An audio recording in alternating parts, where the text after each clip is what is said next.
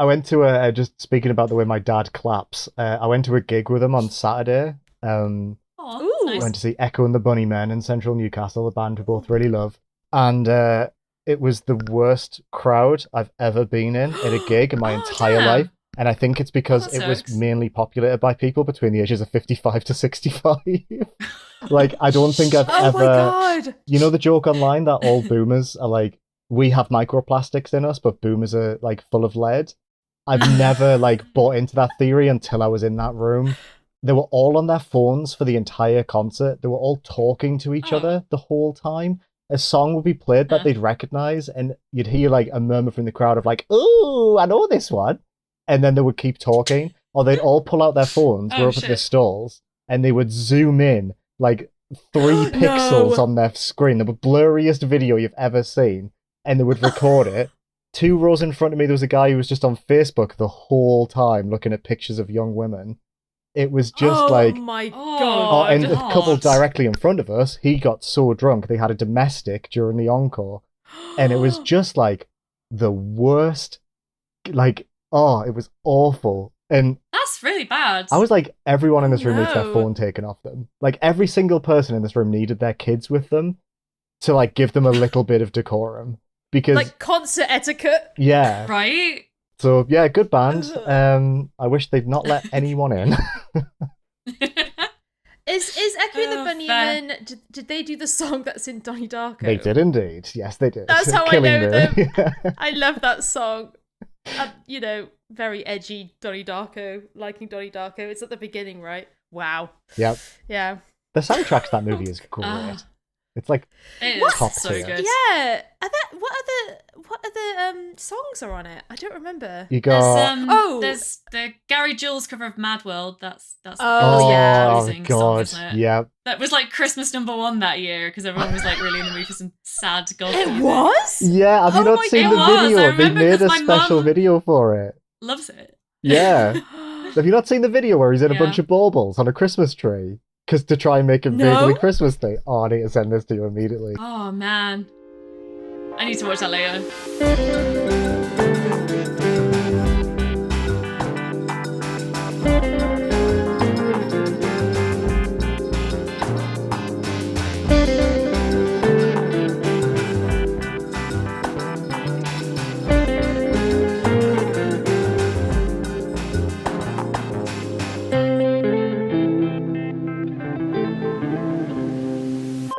Hello and welcome back to Indieventure, a podcast all about the wonderful world of indie games. My name is Liam Richardson, and I'm joined, as always, by my 2 wonderful co-hosts, Rebecca Jones. Hello.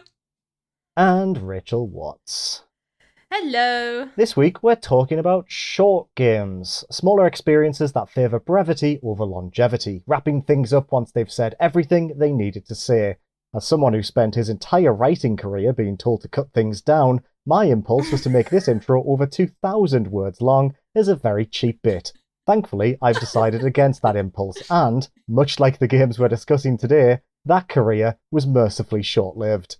But before we dive in, I thought it would be fun. Gil, you cannot! No. I thought you were going to fall off your chair there, Rich. Where did made myself laugh right now. Before we dive in, I thought it'd be fun to have an uncharacteristically brief chat before we dive into our topic of the day. Good luck. So, in 5 words or less, how have you both been? Oh, shit. Putting you on the spot here. Oh, shit. Oh, okay, that's 2. They don't count. You can think about it. Good, thanks. Oh, okay. All right. Nice. Look at that. So brief. 5. She didn't even need 5 words. Rebecca? I guess I'm pretty good. I guess I'm pretty good. Nice. That's good. Oh, yep. Bang on the money very, there. Very good. Expected no less from Rebecca. Mine would be VR mishap resulted in surgery. Oh, yeah. Yes, yeah. if you remember from January, I played Asgard's Wrath 2, and this week a man cut into my head, and that's the domino chain that I've been on. Not a joke. I forgot that was God. I forgot that was the baby domino before we reached It was, this. yep. Me Like, thinking, I quite concrete liking slab. you. The concrete slab of a man with a scalpel. Yep. No, I'm fine. Just, one little... Nah, I'm fine. Just, Oh, you did it. 5. You did 5. I like it. You did That it. was you. Oh, I just did it there I'm as well. just fine. Yeah, I'm just fine. But Oh, I'm barely here, as you can tell. Bang on. Oh, the written Bang on, intro's Vince. done now, and he's back into the mumbling, waddly part of the podcast. I wanted to do a very brief update at the very start of this podcast. Last week, we got a letter from Luke Pastille, in which I then responded to with a long story about my fiance's arse. Luke got in touch with us on Twitter and said he remembered everything, which really made me laugh. That is so. That's very incredible. good. That's so funny. And the fact he retweeted the episode to share it with everyone on his timeline and then just casually wrote in, I saw everything. Well, it was just a really funny way of doing that. So yeah, Iconic. Amazing. so iconic. God. God, how he's doing? He's keeping well. Good. Doing all right. I'm scared about how many indies are coming out right now. Mhm. It's like the calm before the storm.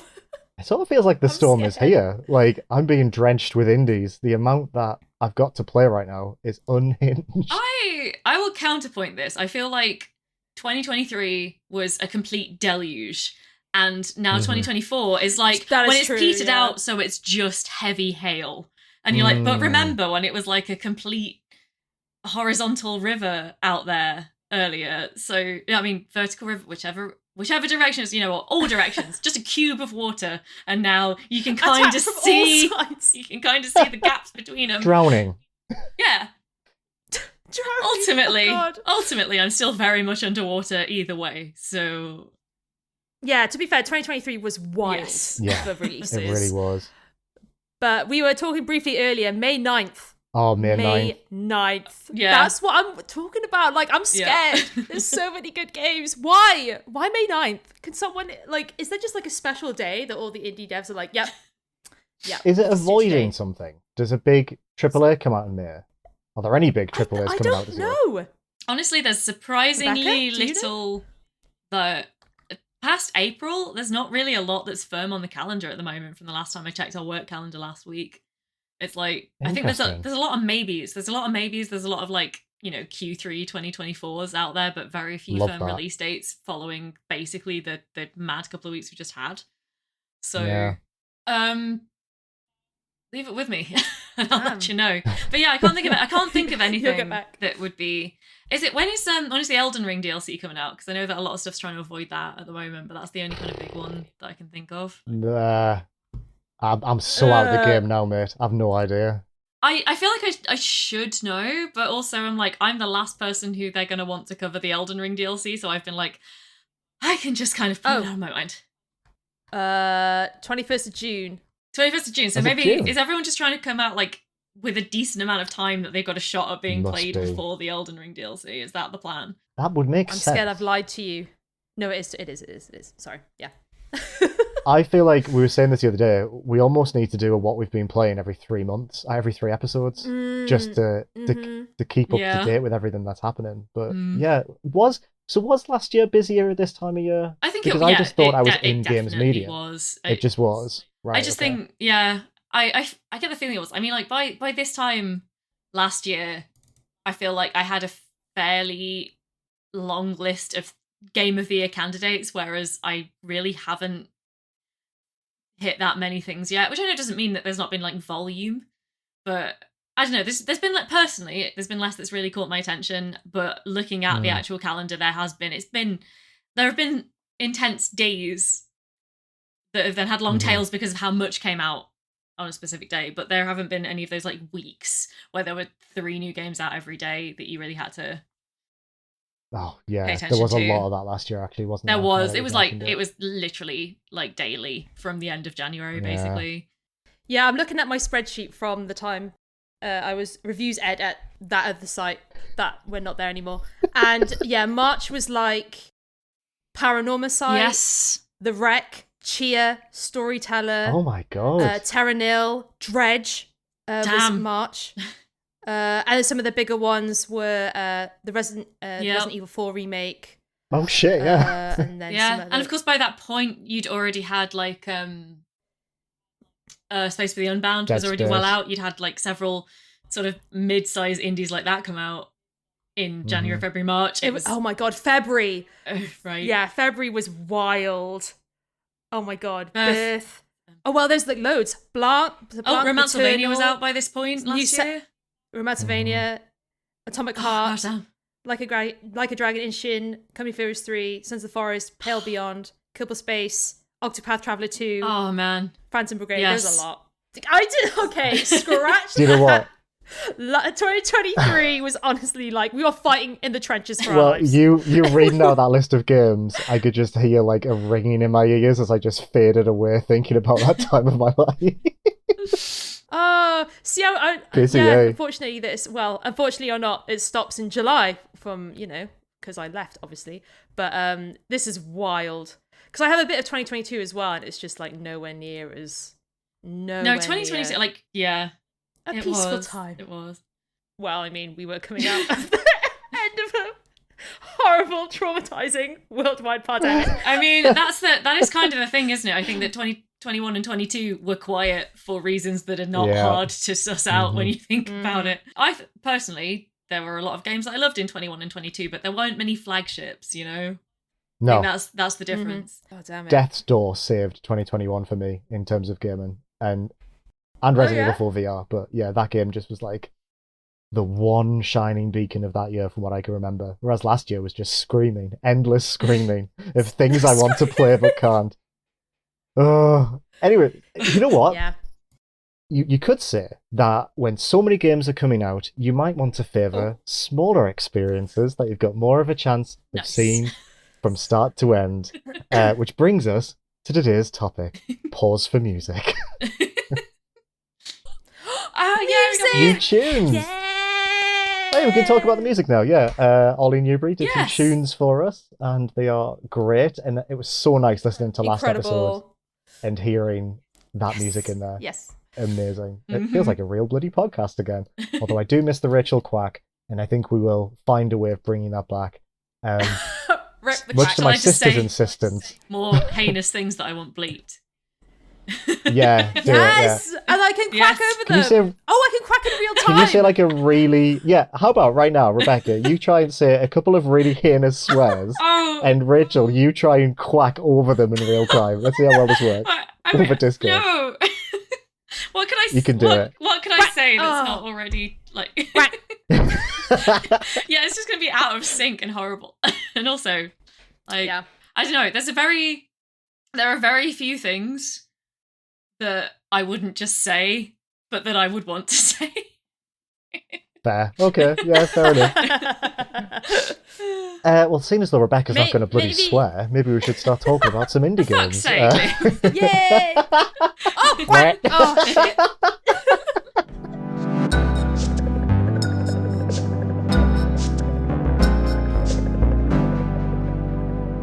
So I wanted to start today's section asking you both about your general thoughts about indie games with shorter runtimes. And I want to start with you, Rachel, because I feel like you've spoken quite a lot on this podcast about how much you prefer them over longer games. And I think it'd be quite interesting to dig into that. For me, there's just something a bit more accessible at having a very short, punchy, hopefully emotional experience than something that, I don't know, with a lot longer games that I've played, I've just never found the same gratification in like a 50-hour game that I have in like a really punchy, like tight 2-hour experience. Like I've just never had that. I've played longer games, like obviously, but there's just nothing that compares to just spending a good like evenings like playing putting a handful of hours into one game and just feeling so fulfilled by that. I think there's just a lot of skill that goes into creating a story that is supposed to be played and consumed within like a very short time frame. I think so many games are I mean, we've all three of us have talked about this before. Like, so many games are bloated with just shit and crap. I just think a smaller, more insular experience is so much better. And yeah, honestly, as adults, who has the time? Like, there's another thing as well. Absolutely I have fair. a life. Who has the time? So yeah, I always will. Anything that's under 10 hours, I literally like yippee, because he's like this is the thing as well. Even if I feel like picking shorter games, I don't have to choose what to dedicate my time to. I think within the indie space, I just have, because they are shorter experiences, I can just play more. It's just a bigger buffet for me just to dip into, and I just, yeah, it just feels a lot more like worth of my time if I'm just dipping into different smaller games than like committing myself to like God of War 2, which I got like 10 hours, no, not even 5 hours into, and was like, what am I doing? Why am I here? And just never played again. So yeah, I always prefer short games. Absolutely. I've always thought that's probably the secret behind the range of games you're able to play. Like, I don't know whether you agree with this, Rebecca, but I think Rachel has a more varied gaming diet than the two of us do. Oh, absolutely. I mean, yeah, I was gonna say, like, I think it's fair to say that in my case, most of my favorite games are somewhere between 12 and 60 hours long, which I know is like a huge, but it's like, that's just, I think the point at which I most often connect with a game is when you have like enough, like that kind of level of time with the characters and with the settings is what it takes usually for my brain to really like latch onto an idea. But also it's like, as with most things, as with the like sort of AAA to indie continuum, I'm like pretty flexible, really. It's not, there's no rule for me either way. It's just basically, it's probably come across by now to listeners, I'm just like, I like shiny things. Show me a thing, and maybe like I'll look at you completely blankly, or maybe I will like fall in love with it and spend the next 5 years like chasing every detail of it. And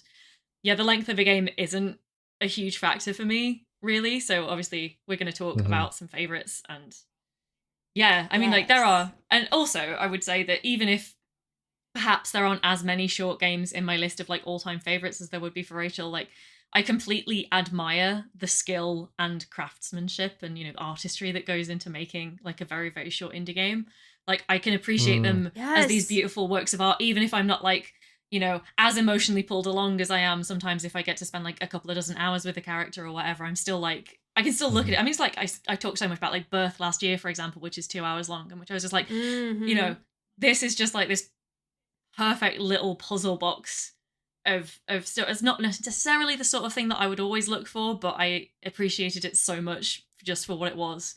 So yeah, there are a lot of wonderful things to be said about short indies, as well as the fact that, as you say, god damn it, I mean, like, I am still on, this is the end of March, I'm still really only on the second big game that I've played this year, whereas with nice little with a lovely little indie, you can, as you say, you can have a couple of those, and there's if you have the sort of brain that is like, I don't feel like I've played enough games this year, it's like, well, I've got good news for you. We're going to sit down.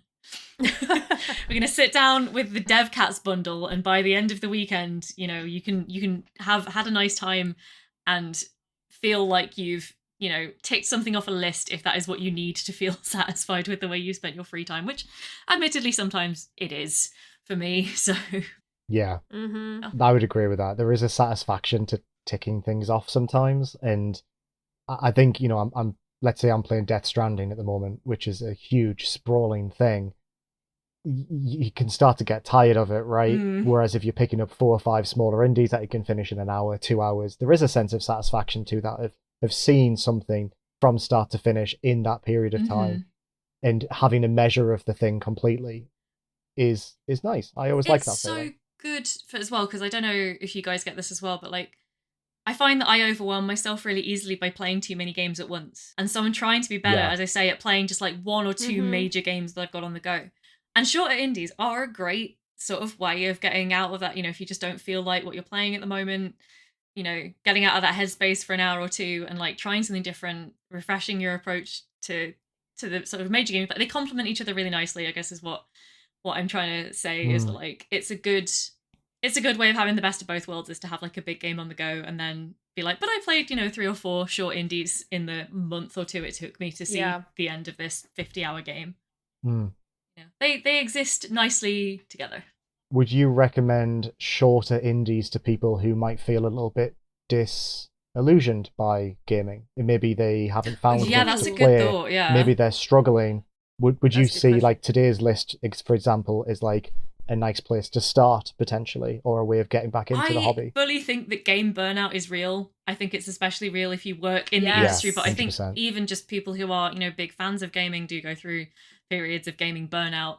And yeah, I never really thought about it in those terms, but I do think that a quick thing you can sit down with, and if after 2 hours it's not for you, it's done, is a good idea in that sense. It's also probably really encouraging to like try genres that you wouldn't usually potentially look into. Ooh, that's And a at this really good point. at this Yeah. point, I think there's a short indie for every taste. Like I've tried, I don't know about you guys, but we've got little lists coming up later in the episode, and I've tried to hit a bunch of different genres with mine just to demonstrate the kind of like flexibility Ooh, yes. within the medium and within this constraint in the medium. So Mm. still quite a Rebecca list. We'll see how well I did, but I mean, I love it when we have it like a loose structure, and then you're like, I put more structure into it. And it's like, yeah, get it. we'll see how it did. But Also, I feel like I've been very formal this episode. You can tell I've been listening to a New York Times podcast. I don't know why I'm being so like interviewee with the both of you. Who do I think I Yeah, you am? were as well, actually, now you mention Yeah, it. weird, right? So we've split this into a couple of categories. I'm going to mainly ask my two lovely co-hosts about games to recommend, because I don't have a huge amount to actually recommend. So selfishly, this is going to be a great episode for me to give me a list of things I want to play. But we're going to talk about games that take... are you alright? You okay? That looked quite violent. It's just I had a little bit of squash, and it just went down the wrong way. Oh, I didn't go down the squash oh pipe. no, you're breathing. No. Breathing squash. It went down the air pipe. Okay. What flavour You're right. are you trying to breathe? Oh yeah, what flavour? What's in your lungs right now? Red. Red. Oh dear. Any squash connoisseur would know that this is summer fruits. But we know I'm not a squash connoisseur, so thank you for the information. I know. Oh yes, She's just Liam. but a newborn. Yeah, but I buy quadruple strength apple and blackcurrant from Sainsbury's and Ooh, then damn. still fill it halfway up the glass. See, I go double strength. There's quadruple strength. Oh, quadruple strength is honestly, it's unhinged. I feel like I've ruined my taste buds because I have it so much. Yolly had a sip the other I need day. to up it. I said Yolly there and she walked in the room. Hello, you alright? Oh, you summoned her. I summoned her. You alright? Yoli. They're chanting your Don't make me name. just dying. The people, this will stay on the podcast now. Oh, she's dancing. That's good. Oh, Off camera. There All could you be no one described- there. No one would know. I could be making this up. Yeah, listeners, we cannot see anything other than the wall behind Liam, so this could be a vivid hallucination. I used to work with a girl who said that she was like, oh, I'd never drink squash. We were like, why? She said, oh, well, my grandma always said that if you drank it and it wasn't diluted enough, worms would grow in your stomach. What the fuck? oh my god. Which is like Ew. so clearly something a grandmother would say to their grandchild because they're using too much squash. Yes. Absolutely. Like, I'm sorry, is your grandma Roald Dahl? Yeah. Like, for fuck's sake. Brutal. Oh, that's brilliant. That's great. Like, are you, like, what lesson? What is happening? What, just traumatized for Oh. life because you were trying to come up with a quick lie? No, we've all been there. Yeah. It's like when parents tell their kids that the ice cream van only plays music when it's ran out of ice cream, which I think is such a cruel lie to tell a child. Do they say that? Yeah, I knew Yes, two they say people that. whose parents told them that. Yeah. I did not know that one. Yeah, so I've cool. heard the chewing gum Yeah, one. the Like, chewing if gum you one. swallow chewing gum, it gets stuck in your gut or whatever. Yeah. Is that true though? I don't... Is that Is it what they say, that 7 the years truth? it's in your stomach? Should we... Oh, look at the bloody Gut. Mythbusters podcast Gut. over here. gut 7 years? Question mark? Yeah. I don't know why it's 7. Oh, folklore suggests. Well, this is not a great start. It's actually 12 years. What happens when you Big, eat gum? big chewing gum doesn't want you to know the reality. Wake up, sheeple. Just gone off the... Okay, no, it's a lie. Yeah, I It's a thought lie. I thought it was, but I was like, It's I'm an not ab- going to say because if I go off all It's an confident, absolute lie. Oh, Rebecca is so tired today, listeners, as well. We're putting her through the ringer here. Yeah. Okay. Yeah, nah. The worst it can do is just cause you massive jaw pain if you're like that little shit from Charlie and the Chocolate Factory, yeah. That girl. Another Roald Dahl thing. Another Roald Dahl thing. All He was connected. right. I, He hated. It feels like he hated children. Yeah. He fucking. You watch TV, evil. You like candy, you're shit. Like, okay, can you pipe down? Maybe I'm 10 years old. oh man, For God's sake. Roald Dahl lived such a life. I don't need as well. this. Like, Also, I would no. I was gonna say I would punch Charlie Bucket in his face, but I think that's actually really mean. He's like really poor. I didn't mean that. I wouldn't punch Charlie. Oh, I'd punch Grandpa Joe 1000%. Yeah. I'd punch him in the face. Yeah, Fuck that absolutely. dude. all right. But Charlie, nah. Charlie's safe from my fists. Okay. But no, I'd beat the shit out of Grandpa Joe. I have so many. We need to come back to this. Oh my god! I just got a flash forward of us three in like a Charlie Bucket grandma's bed situation, and we're recording the podcast you know what? when we're like 90. Yeah, I'll do that. Yeah, that works. Yeah, that'll do. We're all Yeah. sharing a little bed. We'd be like, Braid still sucks, you know? Very nice. Okay, what are we talking about? Short games. Braid's pretty short.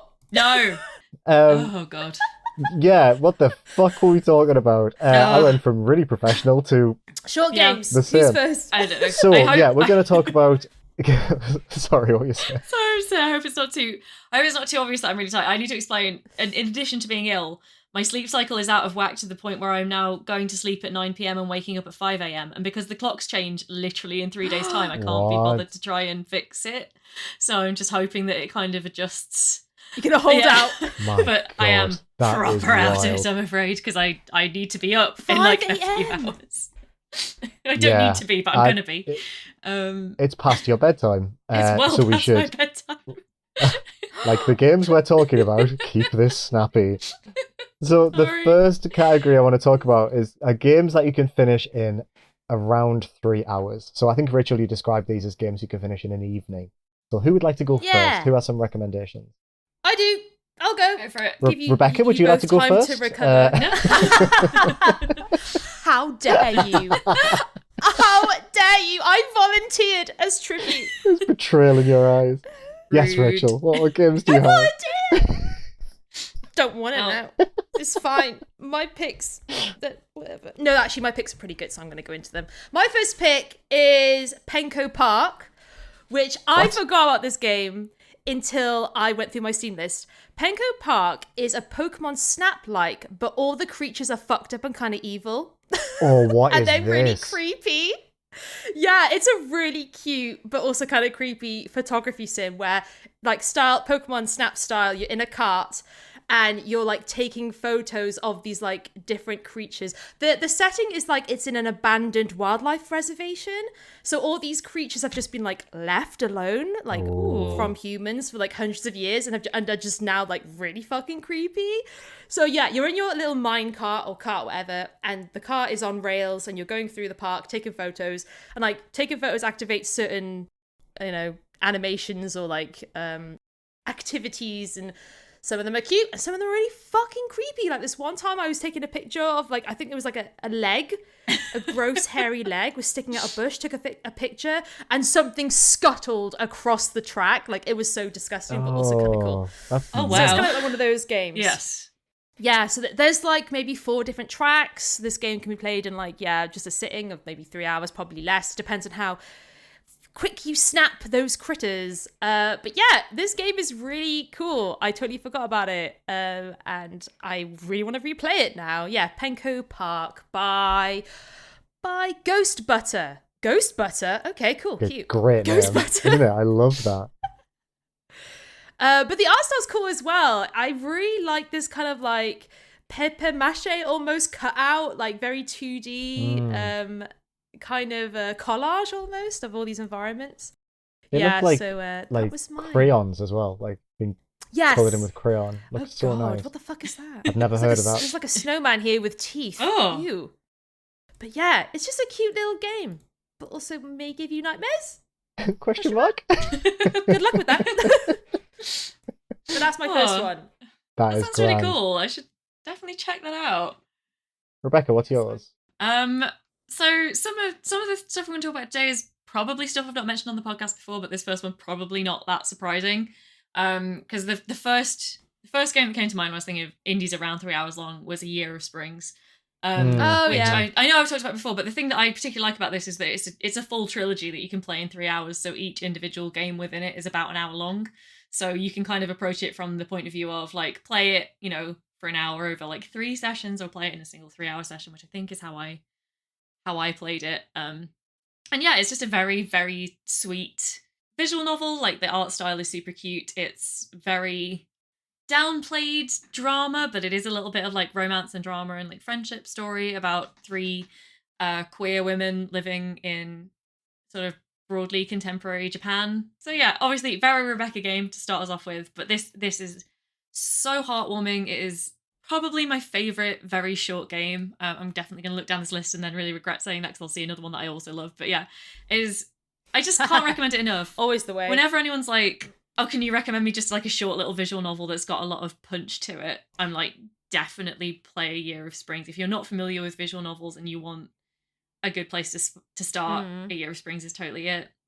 It's just so nice. It tackles some really heavy topics, heartwarming, but in a way that like makes you feel, I guess it's because it's about, centrally the story is kind of like about the friendship between these 3 women, and you never feel like anyone's alone in the stuff that they're facing because of the friendship that kind of like exists between the 3 of them.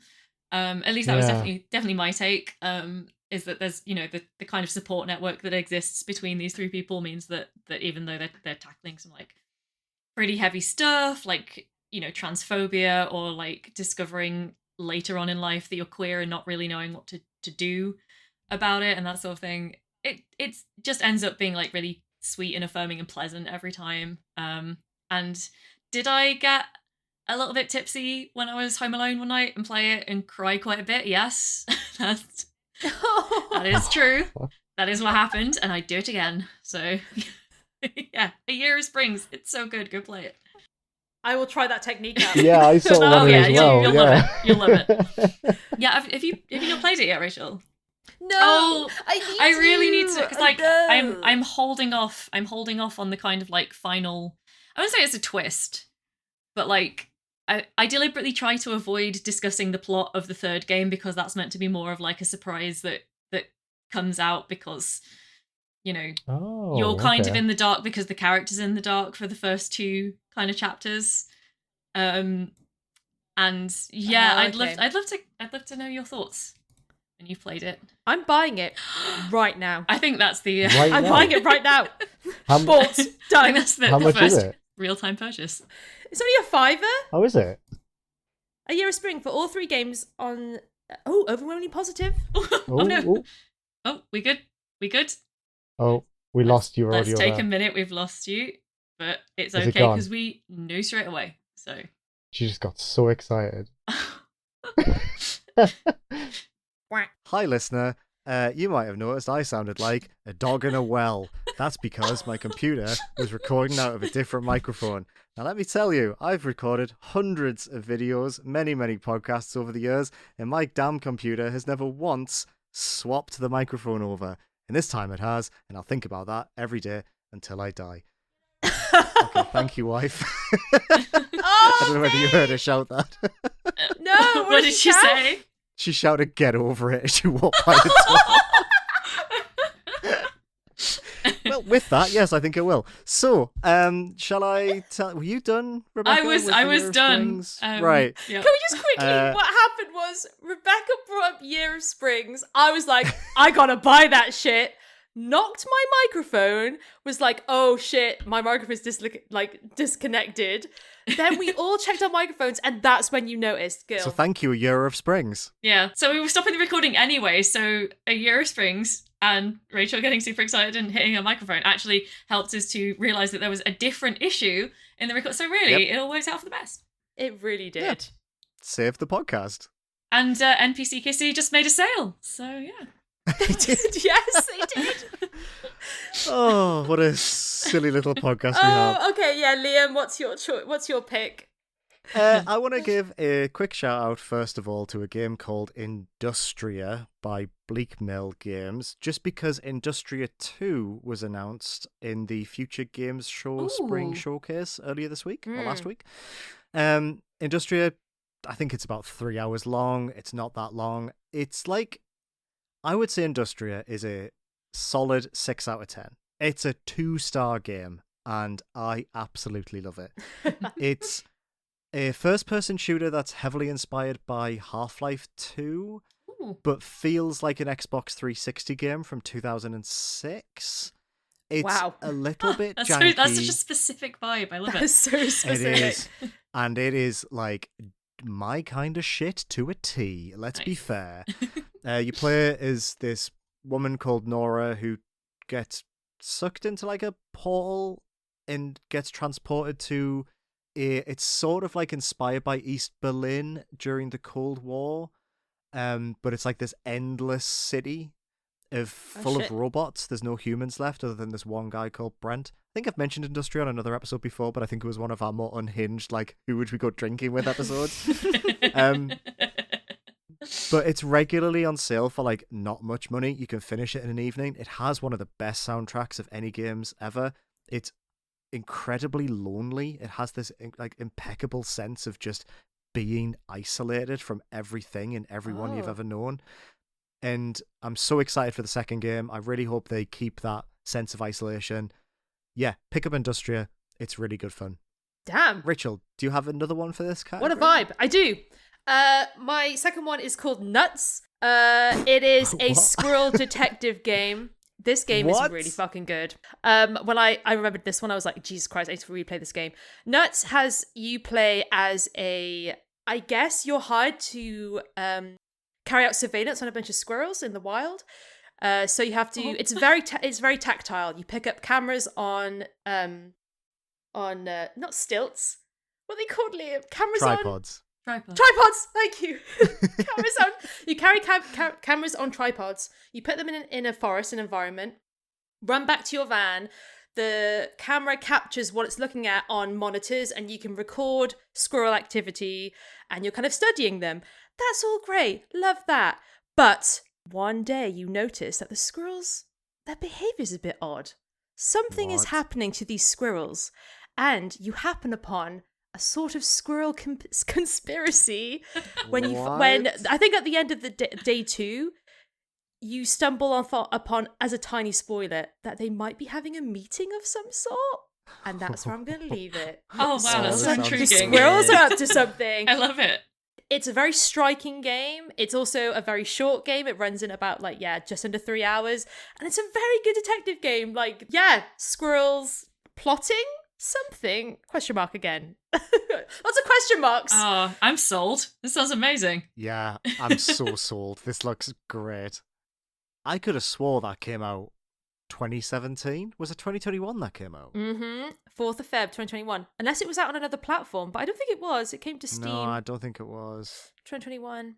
Yep, added that to wishlist immediately. Yeah, absolutely. Actually, have they done anything else? They've done a few bits, but it doesn't look like much else is that's gorgeous art as well. Yeah, the art's great. It's like this two-tone thing. It's lovely. Which is handy because in a game in which you need to pay attention to your surroundings. Friend of the podcast, Shari, also apparently wants to play Nuts. She was licking the screen where Rebecca was. Oh, I think. I feel like this episode is cursed. She will not stop nudging the microphone. Oh, shit. Oh. Babe, please, I'm begging you. I need this. Your dad needs this. It just needs to go well. Oh. Yeah, Nuts, that gets the Shari seal of approval, as does Rebecca. Rebecca's face. Yeah. Oh, that's very nice. Rebecca, what's your second game?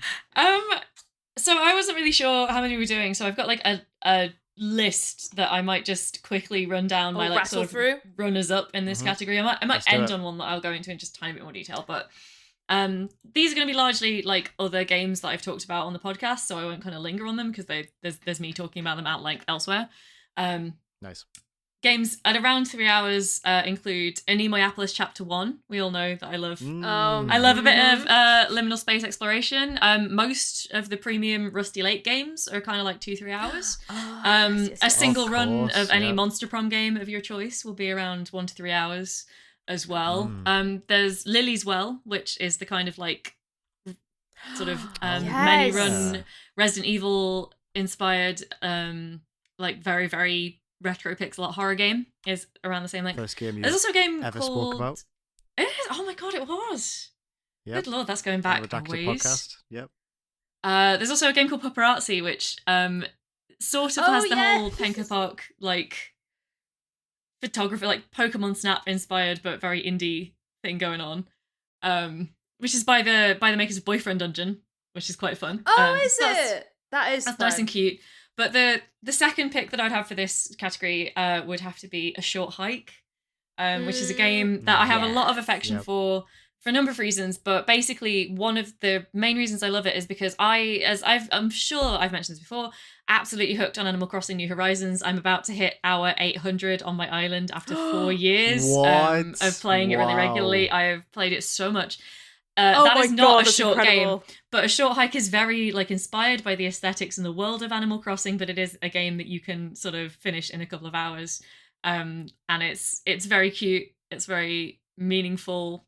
Yeah, I love A Short Hike, so that's probably that's my second sort of main suggestion for this category. But all the ones I just rattled through are also extremely good 1 to 3 hour indies that I would highly recommend. Any one of them, really. I feel like this list wouldn't have been complete unless one of us did mention A Short Hike. It feels like the quintessential short indie game. That's very true, actually. So I am glad you've mentioned it. And interestingly, you've mentioned a game about taking photographs with Pupperazzi. Rachel, both your games involve cameras to some degree, which is a little bit of kismet. And my second game is Umurangi Generation, which is also a photography game. So that's a little bit of kismet between our choices. That's quite interesting. You can play Umurangi Generation in under 3 hours? You can. I finished it in about I didn't. 2.5. But then, well, I finished the story in 2.5, and then I went back and spent like another 6 hours on it. Yeah, but, you know what? That's a good one. Yes. Yeah, I'm maybe stretching the definition a little bit, but Umurangi Generation, we haven't spoken about it on this podcast, I don't think, which is surprising because I know that is surprising. You really like it, Rachel. Yeah. This is by Origami Digital. It's set in a alternate reality New Zealand. Is that right? I think it is in New Zealand. Yeah. You play as a photographer, and you and your group of friends go to different districts around the island and take photographs. You're given a list of things to snap with your camera, and you get lots of different lenses and filters, and it's quite an in-depth photography game considering it's got quite a lo-fi art style, but it's basically environmental storytelling, the game. You're given a camera, given things to take a picture of, and there's just a lot of why are there so many United Nations soldiers around here? And why is there a massive wall that says UN keep out? And you uncover slowly throughout the game as to what's going on in this country.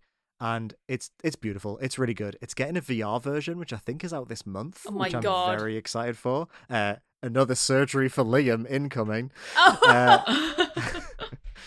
But yeah, Umurangi Generation, very, very, very good game. Yeah, that's a great pick. That game is good. It's so good, right? Like, I feel like it's definitely up there.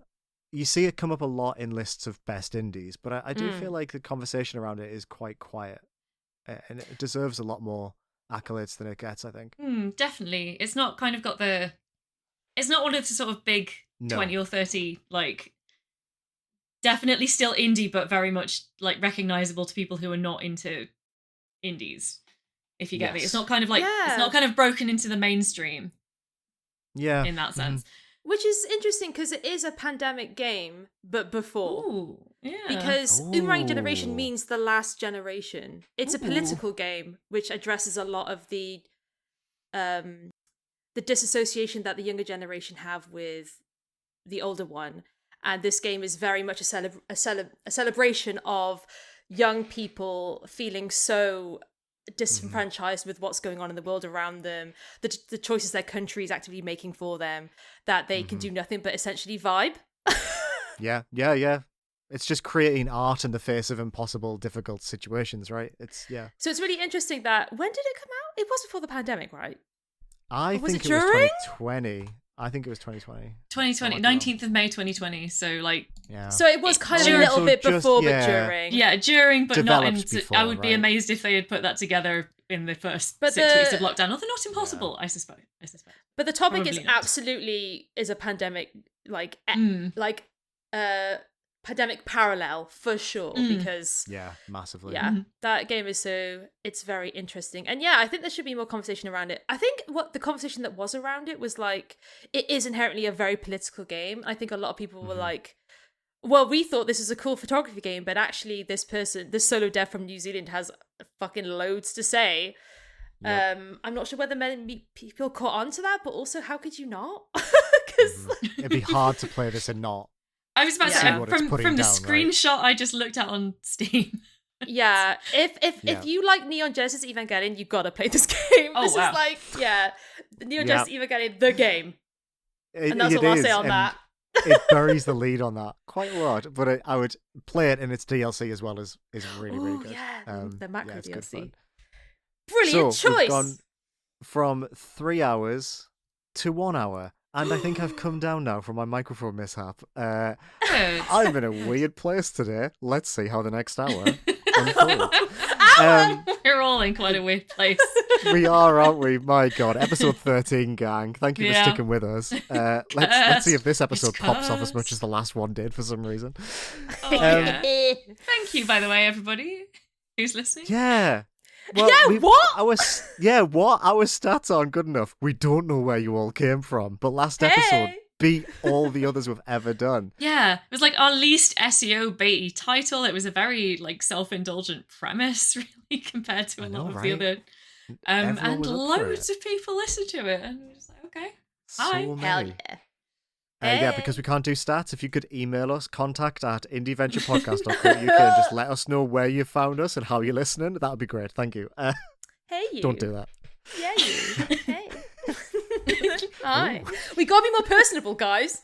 There's more people. Hey, you, stop eating shreddies and go to work. Could you imagine? One person just freaked out right now. One very tired person.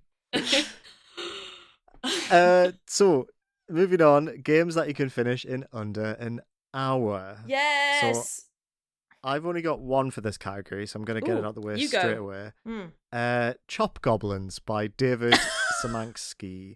I loved Chop Goblins. I think I've mentioned this like twice on this has podcast. Come up before for sure. I remember Chop Goblins. This one! This one! This one. It's like a micro retro 90s FPS that takes an hour to finish, where you kill goblins and you travel through time and get different weapons from those eras, and it's very, very silly. I really liked Chop Goblins, and I think it's probably a good like trampoline. That's not the right word to talk about the other games by David Szymanski. So he did Dusk, which is a great boomer shooter, sort of like kicked off that whole modern resurgence, but he's done a lot of really small games that like horror adjacent that can be finished in around an hour. So Iron Lung is the big one. He did Iron Lung? He did Iron Lung. Yes. Girl, I hope he's making that coin. Making that bank. I mean, it's been optioned for a film. I imagine he's doing all right off it, which fair play to him. Had a lot of a big cultural impact, that game, which for a very small indie game was really nice to see. Oh, definitely. He also released one last year called Squirrel Stapler. Oh, I know that one. I know Squirrel Stapler. You know what? I thought you might. I was like, I'm very second on this. What a unique sentence. What is Squirrel Stapler? I'm going to tell you the description of Squirrel Stapler, Rachel. Squirrel Stapler is a hunting game where you hunt squirrels to staple to a corpse to talk to God. What? The reason I know it is because it was a demo in one of the early DreadX collections, so I assume that he's expanded and re-released it. I know expanded it. Yeah. I know the original, not the. I didn't know it got a full game. Oh my god! I am aware of Squirrel Stapler. What a sentence. Meet God. If you want to like have a fucked up hour of your day, if you're like, today's going too well, I want to like really mess it up for an hour, but like not too much, just like a little bump in the road to like rebalance you out. May I recommend the work of David Szymanski? I hope I'm saying his last name right, but That's a fair asset. That's fair. Yeah. That's fair. That whole family, there are like 3 brothers in that family who are all indie horror game devs, and they come up with some of the most fucked up, incredible shit. Wait, right. So does that mean one of his brothers is the one who did My Friendly Neighborhood? I think they're all brothers. No, they're all related, but what? I think they're brothers. That's wild. What a wild lineage. The talent. So that's John Szymanski who did. Oh, John and Evan did My There's John, Friendly David, Neighborhood. and Evan. Yeah, I think they're all brothers, but I'm not entirely sure. That is So incredible. funny. I need to play My Friendly Neighborhood. Me too. I played the demo, and the demo was amazing. But just again, stuff that got released last year just fell into a void of. Like I've heard really good things about the full release. I'm not surprised. It was a great demo, but yeah. That is such an interesting fact, Rebecca. I did not know that. Yes, I've definitely seen a playthrough of this. Oh, I could never play it. I'm too scared. Even though I love puppets. No, I couldn't. I think it is less like scary than a lot of the games of that type. I think that because I get quite uncomfortable sometimes with games where there's stuff like hunting you, but I found this game to be a lot less intense because it's quite funny, and also because like the way they move isn't too fucked up. They're quite like floppy, aren't they? They are. Ooh, yeah. it's a little fucked up. Yeah. It's a little bit fucked up, but it's not like Hi guys. Not like super fucked up. It's not like Poppy Playtime fucked up, you know. I do like Poppy Playtime.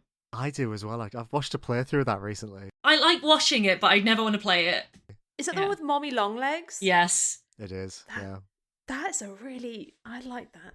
That design. Creepy. Ugh. Can never play them. I can only watch. Yeah. No, same. I don't want to play Poppy Playtime. We should do an episode on viral indie horror hits. Oh god, that would be maybe for Halloween. That would be a good topic to tackle for Halloween, because I feel like we did Halloween just in terms of like recommendations of cool indie horror last year. So this year there needs to be a different angle to approach it from. Mm-hmm. I love that. I like it when we plan on the podcast. It's one of my favorite things that we do. I know, it's great, right? It's like check back in a year and see if any of this materialized. It's always great fun. Probably not. So hey, we followed through on a lot of these plans. To be fair, we actually do. That is a good point. Rebecca, do you have a recommendation for an hour-long indie? I do actually. I'm really glad that we picked this topic, because it gave me the incentive I needed to finally play a game that I bought just before Christmas. Despite only being about an hour long, I just never got round to, but I really wanted to, which is called The Exit 8 by Kotaku Create. Oh yeah. I saw you play this. Yeah, I thought you might have, like, you know that thing where you're playing on Steam now, and because we're all friends on Steam, and you just sort of like feel the other two kind of going, "What you doing?" shoulder as you, like, that's for the pod. Yeah. Hey. Yeah, I really like this one. It caught my eye. It was one of those frustrating cases where something caught my eye, and I was like, "This is a great like thing to bring to the attention of the pod," and then. But great news for the devs, less great news for me. It really took off with streamers. Like, so happy for them. Grumpy that my scoop got like taken away from me very selfishly. But no, it's a very fun game. It's kind of it's a liminal space psychological horror, but it's not really very scary, to be fair.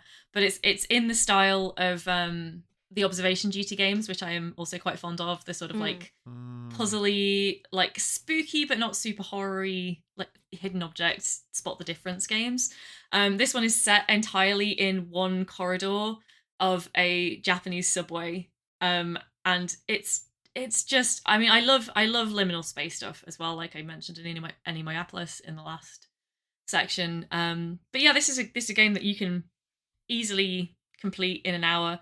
I'll admit I did cheat a little bit because I watched it streamed a couple of times, and then went and forgot about it for a couple of months, and then went and played it for myself, which I think does make it easier. Nice. Some of those things are really subtle, and if I didn't know to look at them in advance, I would not have managed this in an hour. But as it was, I managed to 100% it in, I think, 84 minutes, and that was still ballsing up quite badly in some places, because I couldn't remember all of the all of the things that I saw when I watched it streamed around Christmas. But yeah, it's just like the right amount of spooky in that sometimes it'll kind of just get a little bit and you have to, there's a run button and sometimes you have to use it. Oh god. But most of the time it's just you kind of like slowly assessing the environment and like trying to pick out all these little subtle differences. It's also a good opportunity to practice my Japanese because there's lots of Japanese text, but it's mostly presented with English text around it as well. Oh, nice. And one of the useful things to know about this game is that because it's this spot the difference, like, you know when you're like hunting anomalies, that's what it's always called in these games. It's essentially a spot the difference. You get shown this environment and then you go through it and you have to like flag if there's any anomalies in the environment. In this case, by turning back and running the other way down the corridor to indicate that you've noticed that something's wrong.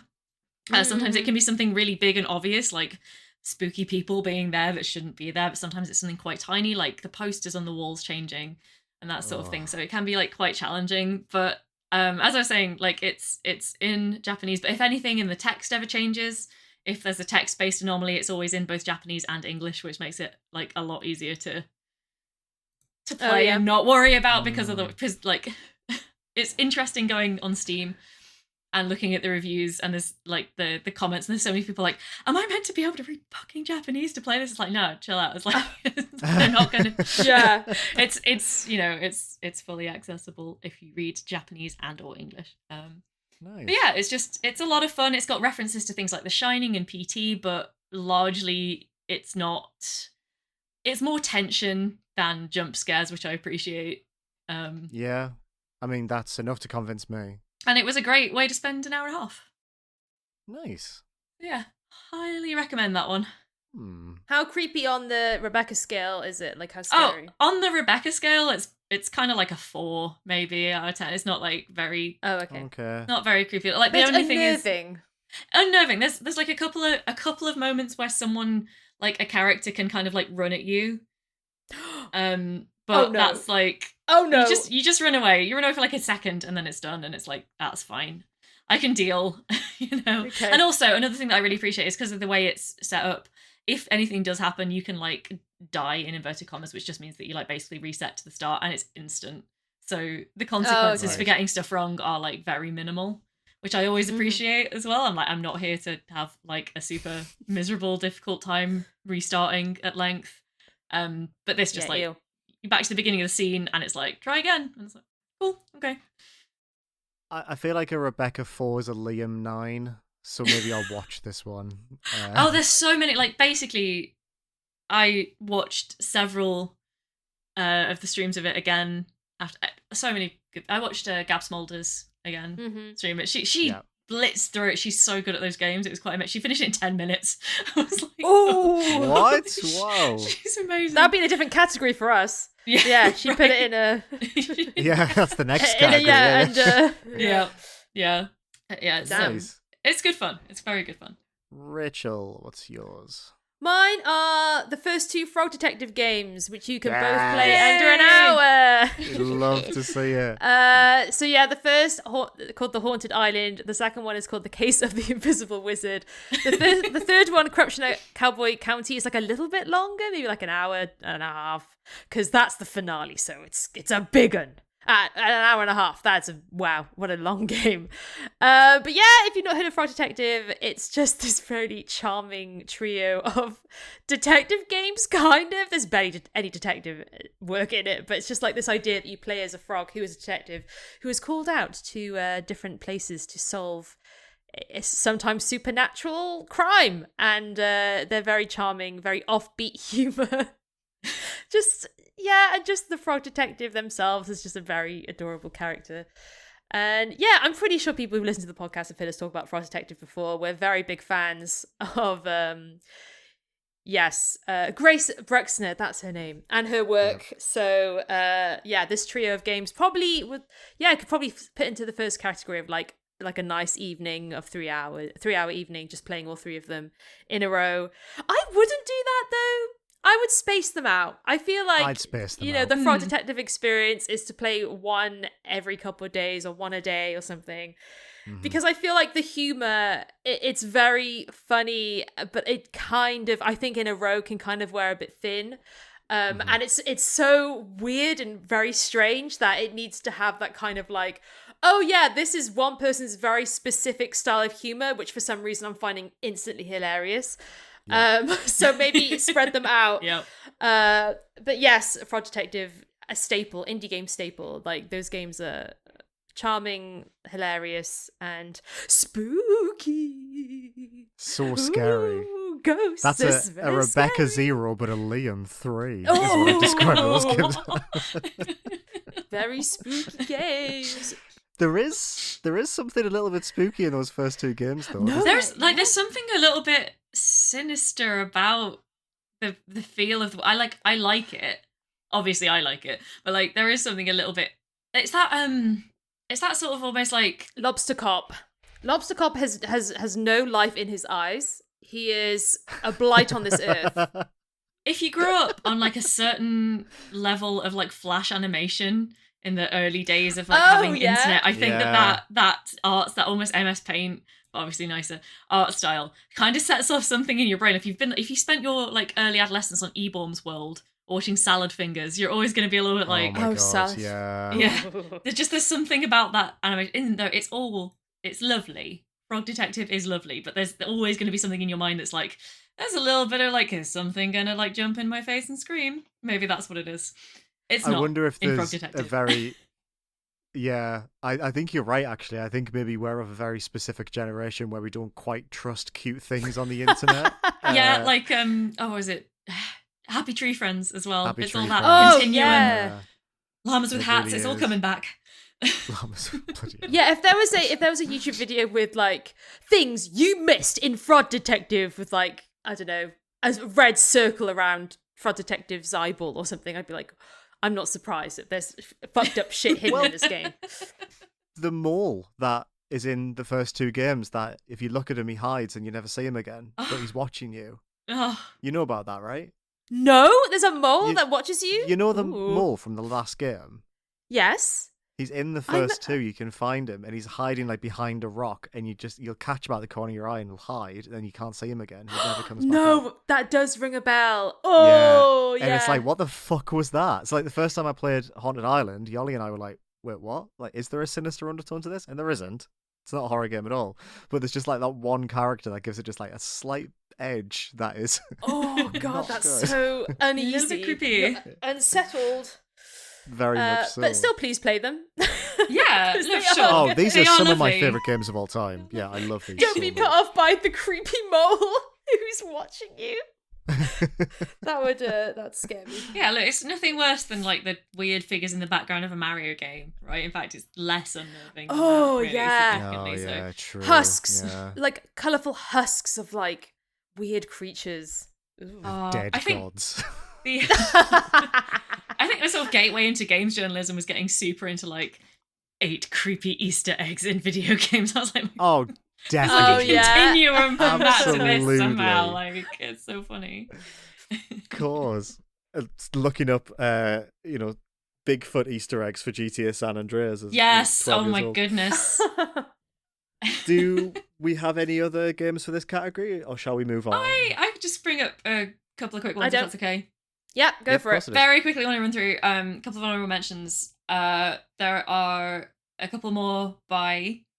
Please give me a moment and then Brain. edit this out because my brain has just. Hello. Genuinely pleading with yourself there.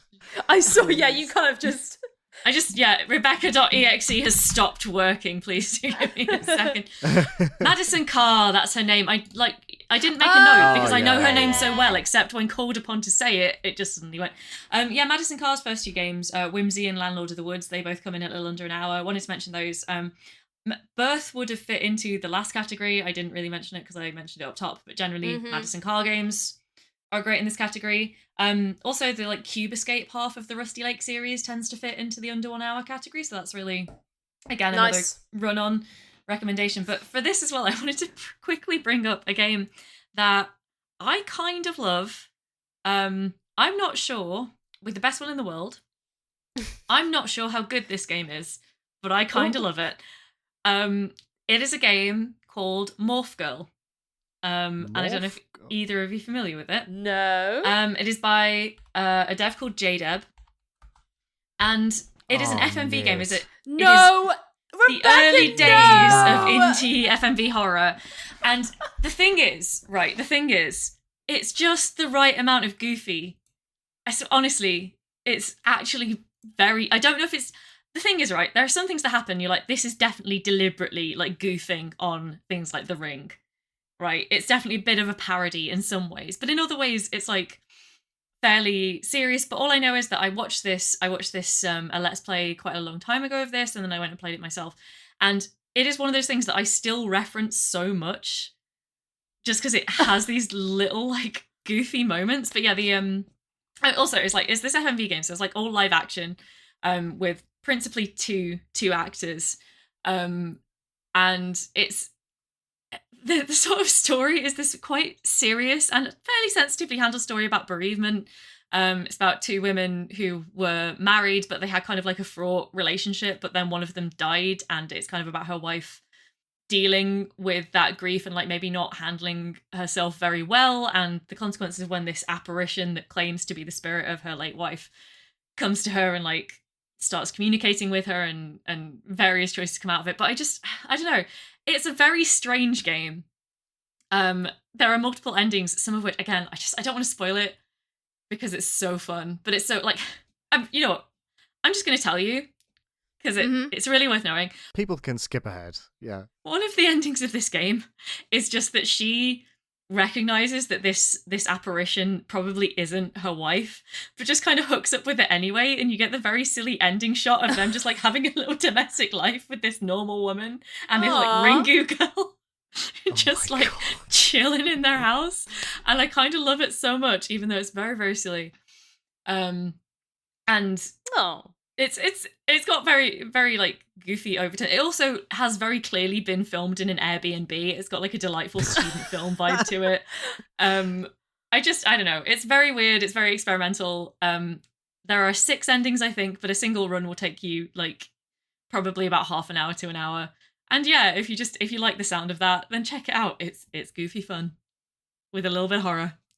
I'm gonna say something here, right? And I need you to bear with me. Okay. I think this looks rubbish, but in a way that I'm really vibing with. Right? Like, that's as someone who loves like that's goofy lo-fi horror, this looks like it'd be really good fun to play with a bunch of friends. Like, filmed in an Airbnb, an FMV visual novel. Most of the reviews are like, this is really hard to control and the UI is a bit naff. Yes, please. It's $2.99. Like, I reckon if you're saying that you've played this and you still like quote and think things from it, absolutely. And they've never done anything since. They did this in 2017 and they bounced, and like, what a shame. I wonder if it was like a student project and that they've maybe gone on to be like taken on by other. It just feels so studenty. Yeah. But in like quite a good way. I don't know. I do like it. It's very strange. I've never played anything else quite like it. Let's put it like that. That's fun good. Recommendation. Yeah. So with that, Morph Girl. Well, that's a brilliant Rebecca Morph Girl. Morph Girl. What a There name. Our next section is less than 1 hour. So we're getting into the real small time frames here. Who would like to go first on this one? Did we just do 1 hour, or is that just me? Are we on 30 minutes? Are we on 30 minutes now? Oh, I think we're on 30 minutes, actually, yeah. Oh my god, this is what a shit show. I'm so sorry. Oh, come on, this is fine. 30 minutes. Who would like to go first? I can go. I got one. Yeah, go on. Especially as I think, Liam, you'll like this one. So there we go. Mine is Dr. Lankeskov, The Tiger and the Terribly Cursed Emerald, A Whirlwind Heist. By Crows, who also have known for doing the Stanley Parable. Well, one of them. And this is basically a 15-minute heist where everything, I guess you're put in the situation of you're doing the heist, and then it all kind of falls apart in very Stanley Parable style. You get behind the scenes look at what the heist was supposed to be, or the game you're playing was supposed to be, and now that it's all gone wrong, and some of the developers or the people who are supposed to be taking part have gone on strike and all sorts of shenanigans. Yes, it can be played in 15 minutes and it is free. So definitely, check that one out. It's very funny. The narrator is Simon, what's his name? Simon Amstel? What's he doing? Where's he at? Is he still around? He did. Wait, nothing happened to him. He didn't get cancelled, right? No. The last thing I saw him do was he did a program for the BBC about a world where everyone turns vegan, and it's like a documentary from the future, and it's really funny. Like, it's really good. I think actually that does ring a bell. What's that called? That's the last thing I knew he did. I purposely didn't watch it. Oh, really? Apparently it was funny though, right? Yeah, it was good. It was like, he is a vegan, so it's That was a while like, ago though, right? Oh, that was like 2018, maybe? That was a long, long time ago. Where is he? Simon. Yeah, where are you? Where are you? That's why I was like, Get in touch. We're living in a time though when you haven't heard of someone for a while, you're just like, did they get cancelled? Fuck's sake. Did I just say someone that got cancelled? I think he's fine. He seemed lovely. I think he front-loaded his career with all of the objectionable stuff so you knew what you were getting, which is probably a really smart move. I always remember that his first gig, he got fired for being as a children's TV presenter for being sarcastic and rude to children. And I was like, I mean, you can't say fairer than, like, you've really laid out who you are and, like, fair play. Straight away. But yeah, this game is very funny. It's a very funny game. If you like the Stanley Parable, you should play this game. It's 15 minutes and free. So what else? I mean, it's a good combo. Yes, under 30 minutes. So that was one of mine. I have a couple, but that was my first one. My numero uno, the most important, because I think. Do you want to just run through all of them in one go? Yeah, sure. A lot of mine are on itch. So another one of mine is Pet the Pup at the Party, which you can probably play in less than a minute. I love that game. It's a game. The game is so fucking good. It's a racing game essentially, where you are in a house at a house party. You don't want to talk to any humans. You're very socially awkward, and the whole aim is that you have to find the pup, the dog at this party, and pet it. And these levels get bigger and more intricate with you just go through different rooms, and people are trying to talk to you. And just like, get out my way! I don't want to talk to you. I don't want to interact with you. And yeah, you just have to find this dog buried in this maze of rooms as it progressively gets bigger and bigger. Love that one. Aww. Another one of mine is any of the Deconstruct Team games on itch. We talked about Deconstruct Team, God, to death. The one I would pick is Eternal Home Floristry. That's the one where you play as a mafia hiding undercover at a florist workshop, and you make bouquets of flowers, and then the outcome of your flower arranging changes the story in cool ways. Yay!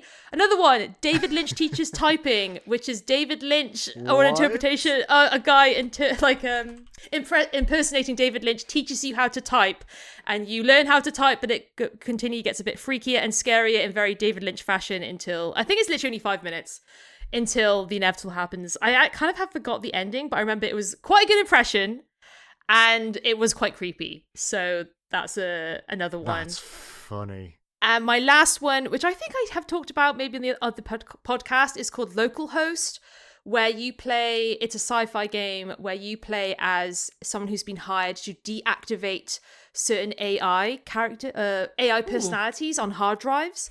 And you can talk to them and chat with them and ask them questions, or not. You can just immediately shut them down.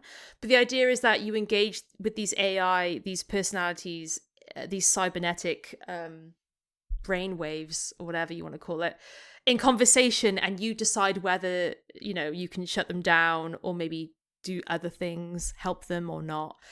Each hard drive has different personality that kind of focus on very cyberpunk elements of like the nature of AI, and it's just a very like a 10-minute, what's it called, introspective game, which kind of touches upon various cyberpunk AI topics and then drops them and moves on. It doesn't like blow them up to a whole game's worth of idea that literally is just so bloated and means nothing at all. So Local Host was the last one, and I think that was the first game, or one of the first games I ever played on itch, that I was like, I need to stay on this platform and find games like this. This game is fucking sick. Like, this is that you wouldn't get this on Steam or anywhere else. Like, that's what I remember thinking, and I don't remember what year it came out. It was ages ago, a decade ago maybe, I don't know. That's such a good recommendation. Yeah, I've not heard of that. So those are mine. A lot there that you could just run through in an entire evening. Oh yeah. Yeah. So a lot of them I think are like 10 minutes or less. Maybe the Deconstruct team games are a bit longer, but easily rattle through them like Yeah. boof, boof, boof. What about you, Rebecca? Anything to add to that list? I've got a couple. Between I think I set the cap for this one at like over 5 minutes, but under 30 minutes. And a couple that I came up with were Pebble Witch by Fuzzy Ghost, which I may have mentioned on the pod before. I can't quite remember. You have, yeah. But yeah, that's a very cute one. It takes I think it's about half an hour. So it's probably the longer one of the two. And yeah, it's kind of a how to describe it? It's just another magical, queer, like very pastel, very cute game of the type that we love on this podcast. You play as a trainee witch who's gone to a new town. I think it's set in Australia. He's like arrived at this town to become a pebble witch, which just means that you basically these witches, they commune with parts of nature, in this case rocks and pebbles, and like ask what's going on with them and what's up, and just like try and, you know, give them things to make them happy. So a pebble might be like, oh, you know, I used to be down on the beach, but then someone picked me up and like moved me to their garden, and I've been here for like 50 years, and I would just like to like just go to the edge of the so I can overlook the sea, and like you'll do stuff like that. And just over the course of 30 minutes, there are about, I think, 3 to 5 little quests like this that you just go through at the same time as the Pebble Witch thinking about this crush that he has on one of his old teachers at the academy.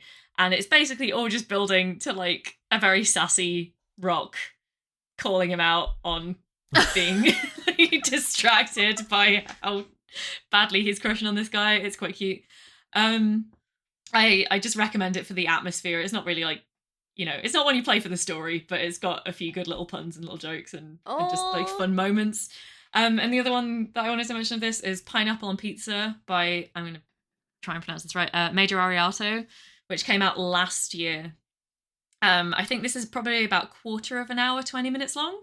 It was for a few weeks. It was kind of like a viral thing last year because it's like huge, wasn't kind it? of a walking sim, I guess. But it's I just wanted to actually say up top, I'm not sure I agree with the politics of this game, because I like Pineapple on Pizza, and ultimately this game comes out very anti Pineapple on Pizza. That's all I'll say about that. But meantime, it's like you're just kind of like wandering around this kind of very stereotyped tropical island with these people having this massive party. It's very cute, and you just kind of like go and look at things to kind of interact with them and get a little achievement just to register it, and then you like walk around. And then I'm not going to say, because I think the twist is a very key part of this game, and again, it's about a quarter of an hour long. It's free. I recommend just going and playing it if you're interested. It looks really pretty and cute and cheerful and stunning. And yeah, you'll feel things you didn't expect to feel by the end in a game about parties and pizza. That's very cute. I need to play this. You're right. That did become quite a viral hit last year, didn't it? And yeah. I never checked it out. Okay. For 20 minutes and no money, it's well worth it. I have 20 minutes and no money. Oh, you do? Pebble Witch by the same people who made Queer Man Peering into Rockpool.jpg. That makes sense. I hadn't clocked that, but that does make sense. And their upcoming game, Janet Demone is a slumlord and a witch, which is a great name for a game. That is a great name for a game. I have a joke. What's your joke? I want to hear the joke. What did the shy pebble wish for? That she was a little boulder. Oh, that's good. That's so good. Very cute. Rachel so Watts, good. Everyone. I really like that. It's cute, isn't it? It's very cute. That is exactly the sort of joke and the sort of genuine quest you will be on if you choose to play Pebble Witch for half an hour. There you go. These are very nice. The shorter the games, the more like cute and interesting they become. Yes, which I don't guess know is the whole... if that's going to persist into my next choice. But I'm glad that you're. Okay. I'm glad you're in that Nice. headspace now. Enjoy it.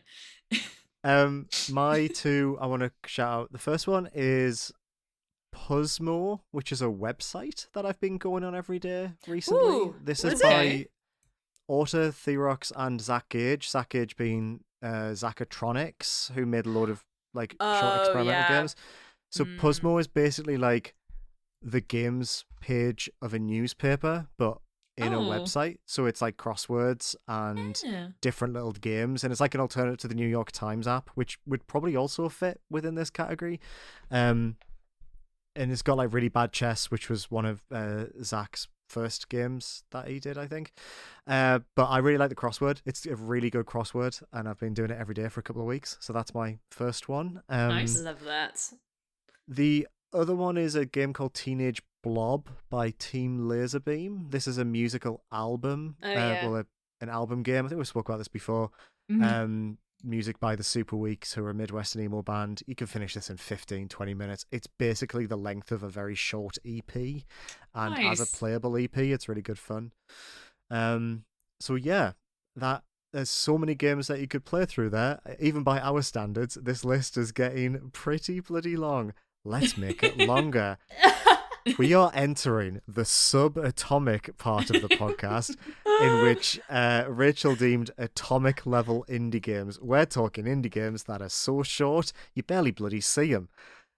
I have nothing for this category, but I'd love to know what you two have picked. And I worry that Rebecca has picked something quite fucked up. So hit me. All right, I've got two. I've got one that's under 5 minutes and one that's under 30 seconds. So are we going to go even more subatomic, or shall I do them both in this? I've got one that's 10 seconds. Okay. Oh, wait, I wonder if it's the same one. It might be. Why don't I do my 5 minute one first? And then Okay. Do you have anything? Do you have anything between 5 minutes and? No, I have this one 10-second one. Right. Confession time. This is actually 5 minutes and 30 seconds, and this game always runs for the same amount of time. Okay. But all things considered, I thought it still fit, and was also the only 5 minute indie game I could think of that I sort of remember playing and enjoying. So this is called September 1999. I don't know if you've ever heard of that. It's by 98 D-Make. It's free on Steam. And it is another one that kind of a few years ago had its kind of viral moment. It's very much a walking sim. There's really... The thing is, I played this game a couple of times, and I'm still kind of trying to work out how to best tackle it, if that makes sense. Because it's a horror game, but it's a very subtle horror game. And there's basically a series of short VHS tapes, VHS videos, I guess, with the conceit being that they were recorded in the same house over, I think, 3 days in September of 1999. Oh my god. I hate this already. And you're just walking around this house, and at first the house is kind of normal, and then like on subsequent days you just come back to the same space and it's just getting a bit more and more fucked up. And like by the end, you kind of like sense that there's, as I recall, and it's been a while, like a sort of police presence outside. And it's all very much, the story is done entirely through like the implication of the things that might be happening around these very still, very quiet moments in this house around, it's like everything really horrific happens off screen, but you know that something bad has happened. And it's just a matter of like within the little spans of time that you get within these 2 or 3 different sections that amount to this 5 minutes and 30 seconds altogether, you have kind of free roam to go and like poke into different corners and see what you can kind of tease out. So it's a cool, it's not like one of my favorite games, admittedly, but it is a cool little cute for 5 minutes 30 seconds and 0 money. If you're interested in seeing what it's about, it's well worth just checking out. That's basically how I came upon it, how I picked it up. I feel like I could do 5 minutes. I feel like I could try. Yeah. I could handle 5 minutes on 30 seconds. It's kind of like, I don't know if either of you have ever seen Skinamarink. No. What? Skinamarink is a horror film. Games. It's a horror film. Which is it's one that I didn't that was like very, very bigged up to me, and when I watched it I was like, I have critiques that I could bring to this, but that's done in a similar way in that it's shot almost entirely with this VHS camera pointed either at the ceiling or at the floor, or like at a kind of skewed angle. You never see like a character's face. There's not a lot of dialogue going on, and a lot of it's like through the implications of what's happening. So if you enjoyed Skinamarink, I would highly recommend September 1999. It'll probably be right up your alley. Skinamarink's a hard film to watch, man. Like visually, physically, it's a hard film to watch. I'm glad I watched it, but I'm not rushing out to watch it again. But it's kind of this very grainy VHS kind of like through implication, through the things you can see, just barely implied off camera. It's a very artsy approach to horror. I don't always gel with it, but I am here for it, if that makes sense. God damn, I fucking hate the pictures I'm seeing of that movie, and it's 11 p.m. and I do not like what I've just seen. I'm not googling it. Thanks, Rebecca. Look, you never see anything scary, though. You never see anything scary. Wait, kind of at one point, but anyway. Yeah. Cool. What was your next one? To move on from Skinamarink. Just absolutely traumatizing everybody. I'm sorry. Skinamarink is on Shudder in the UK, by the way, if you are interested. That's to the listeners, by the way. You two are excused. Thank you. Yeah, thanks. Thank you. I really do genuinely appreciate that. Yeah, did you want to do your second one or me? Yeah, sure. We have the same one. I think we might have the same one. Are you going to talk about Quiz and Love at the End of the World? No. Oh, okay. Ooh. So you go for it, babes. Quiz and Love at the End of the World is a game by Anemoiapolis. I played it when it was a free and browser game a few years ago. It's now available on itch for a small payable amount, I believe. It's a text adventure. You know, given the choice of basically it's two women interacting with one another. They're in a relationship. They're having these interactions, but the concept is that in 10 seconds the world is going to end. So it's very rapid fire decision making. It's kind of like the idea of like if a meteor was about to hit, if you had literally a moment to tell your partner how you felt about them, what would you do? It's surprisingly emotionally intense for what it is. It can also be frustrating because I have like a pretty quick reading speed and still I would get to like the second dialogue option, the third maybe, and I would like the world would end and you would have to like manually reset and try again. But there's a lot to kind of like a lot of dialogue trees to go down, a lot of options to play with. Oh my god. And again, as a kind of like a think piece game and an arty game, it's just a really intriguing little thing. So yeah. God damn. I just played it and I don't care about how it made me feel.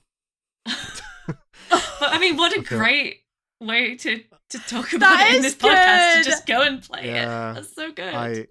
I told him that I loved him, and then I held him in my arms, and then everything ended. Jesus Christ! Yeah. So I've gone from being horrified by that horror movie to sad from that. Oh my god, what is happening? So what we found is that 3 hours you take photos, like 1 hour you kind of solve a mystery, 30 minutes you have a lovely little time. 5 minutes, it's quite scary. 30 seconds, it's just upsetting. I think that's the rhythm of these games that we've identified. Fucking hell. Wow, we've covered so much already. Rachel, something happy perhaps?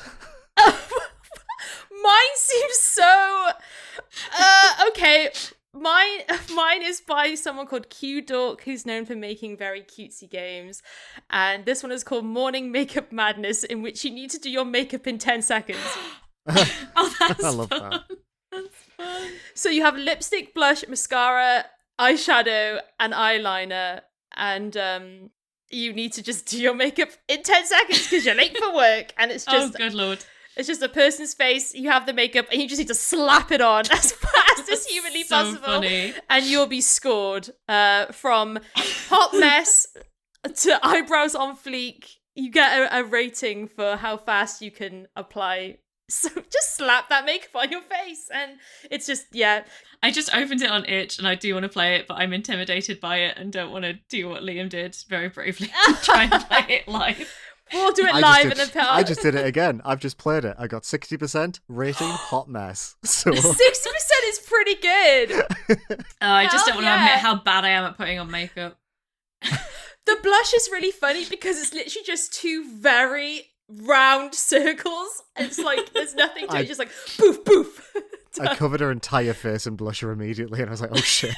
And I was just trying to like guess where her eye was with the mascara and the eyeliner. Amazing. So yeah, that is fun. Damn. I'm glad we ended on yours and not mine. Yeah, I feel a little bit better now. Good, thank you. I appreciate the ups and downs of this podcast. What a roller coaster. Well, I think, based on the chaotic nature of what's happened in this recording, for this to be such an eclectic mix of games is appropriate. I would like to end just with a short conversation about longer games where you can do short runs. So I know you mentioned Monster Prom, Rebecca, which I think is a good example, but I just thought it'd be a good opportunity to talk a little bit about Balatro, which has obviously become this enormous game since we spoke about it a few months ago. Balatro is a game that I am playing in short bursts, 20 minutes at a time. But it's adding up to what is going to become a very dangerous obsession that will probably end up with me losing my job and my wife. Have either of you had much of a chance to play Balatro yet? Yes. Not yet. Okay. Not from me. Two very different responses. Be careful, Rebecca. Yeah, I know, that's the thing. That's like, I need to be ready. Once you Balatro, you gotta go. Oh, no, we can do this. That's pretty good. What I'm getting is that I basically need to finish Power Wash Simulator as my I'm just hooked on wasting time on this game before I get into Balatro. Yeah. I don't know if it's time wasted, but time stolen with Balatro. Yeah, I don't believe it's time wasted with Power Wash Sim because I'm really enjoying it, but, it's very true. It'll eat your life, I guess. Balatro's like a little shit of a game. You're just like, how dare you? What are you doing? And then suddenly you'll just get a string of just like ding, ding, ding, ding, ding, ding. And you're just like, oh my God, my serotonin has just been like, God damn. That's dangerous for me. It's a good game for brain fizz, I will agree, when you get a good run in that game. So this is a poker roguelike, but I believe the developer Local Funk doesn't know how to play poker, which is maybe the brilliant little nugget of this whole game that makes it so good. So it's a roguelike card game where you've got a 52 deck of playing cards, and you've got to make poker hands to get enough chips to progress to the next blind, basically. And every 3 blinds, it ups the ante, and you've got to keep upping the ante until you win a run. But you can mix it up by getting joker cards, which add multipliers or fun little twists to the hands you might play or to certain situations. And then also you can upgrade your cards. And Balatro is a game about breaking poker. It's about maximizing and finding cool little twists to try and get as many points out of these hands as possible. It's ridiculously addictive because it is so well designed. It's very clean. It's very punchy, and it's broken in a way that's manageable. Is maybe the way I'd describe it. Like, it all makes sense even when you are snapping it to bits, and it all holds together and will counteract you breaking it as well, which is, it's like a fight against the game. Yeah, Balatro is great. I think Balatro is, you can play that for 20 minutes before work. You can play that before bed. Wouldn't recommend it before bed, but you can do that. Oh, yeah. Damn, Steam Deck verified, RIP me. Oh, mate, it's so good on the Steam Deck. Yeah, I play it on the Steam Deck. It's the best. And I also wanted to mention Survivor games. So I think Vampire Survivors fits very nicely into thought you this might mention category it as well. But your bestie. I actually want to... My bestie, and I want to turn my attention to my new bestie. I've been hanging out with someone new recently. That's Deep Rock Survivor, which is the Deep Rock Galactic Survivor game. This came out in early access a few months ago. I've been slowly playing it in the background.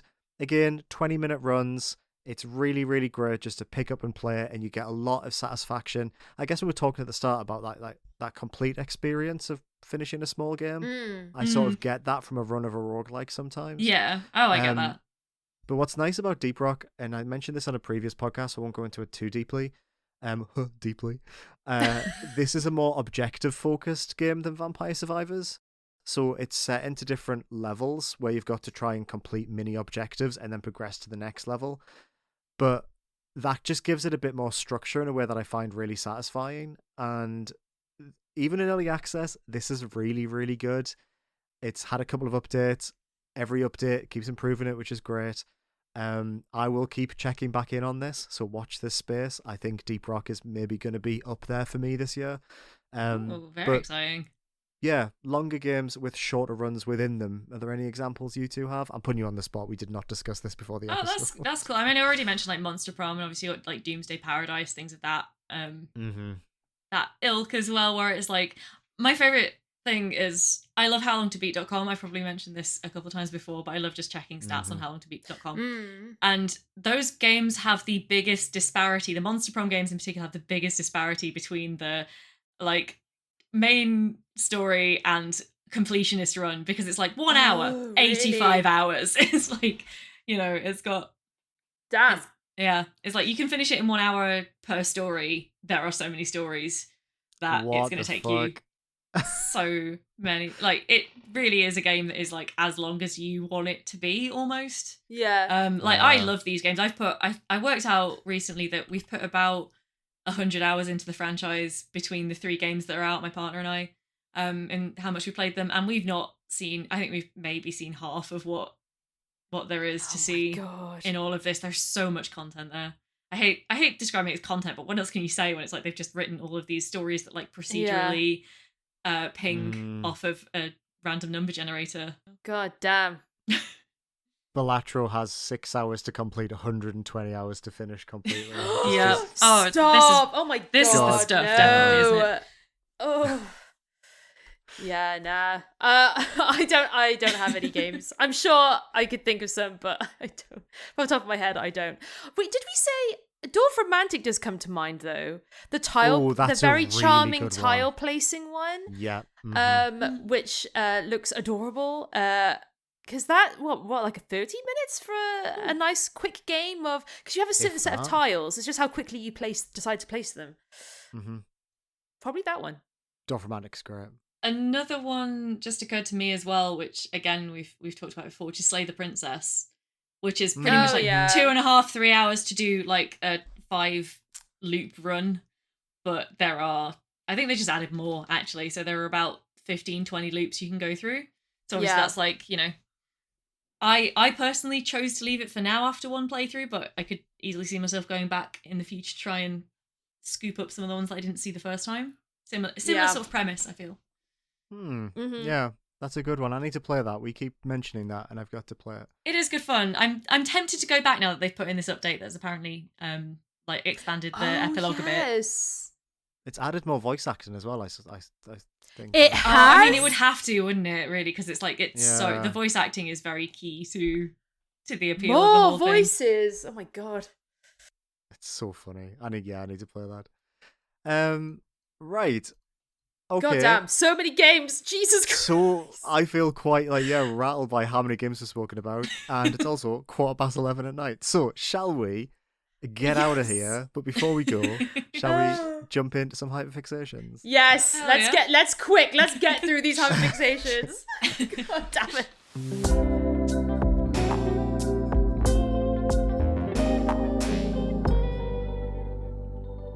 Right.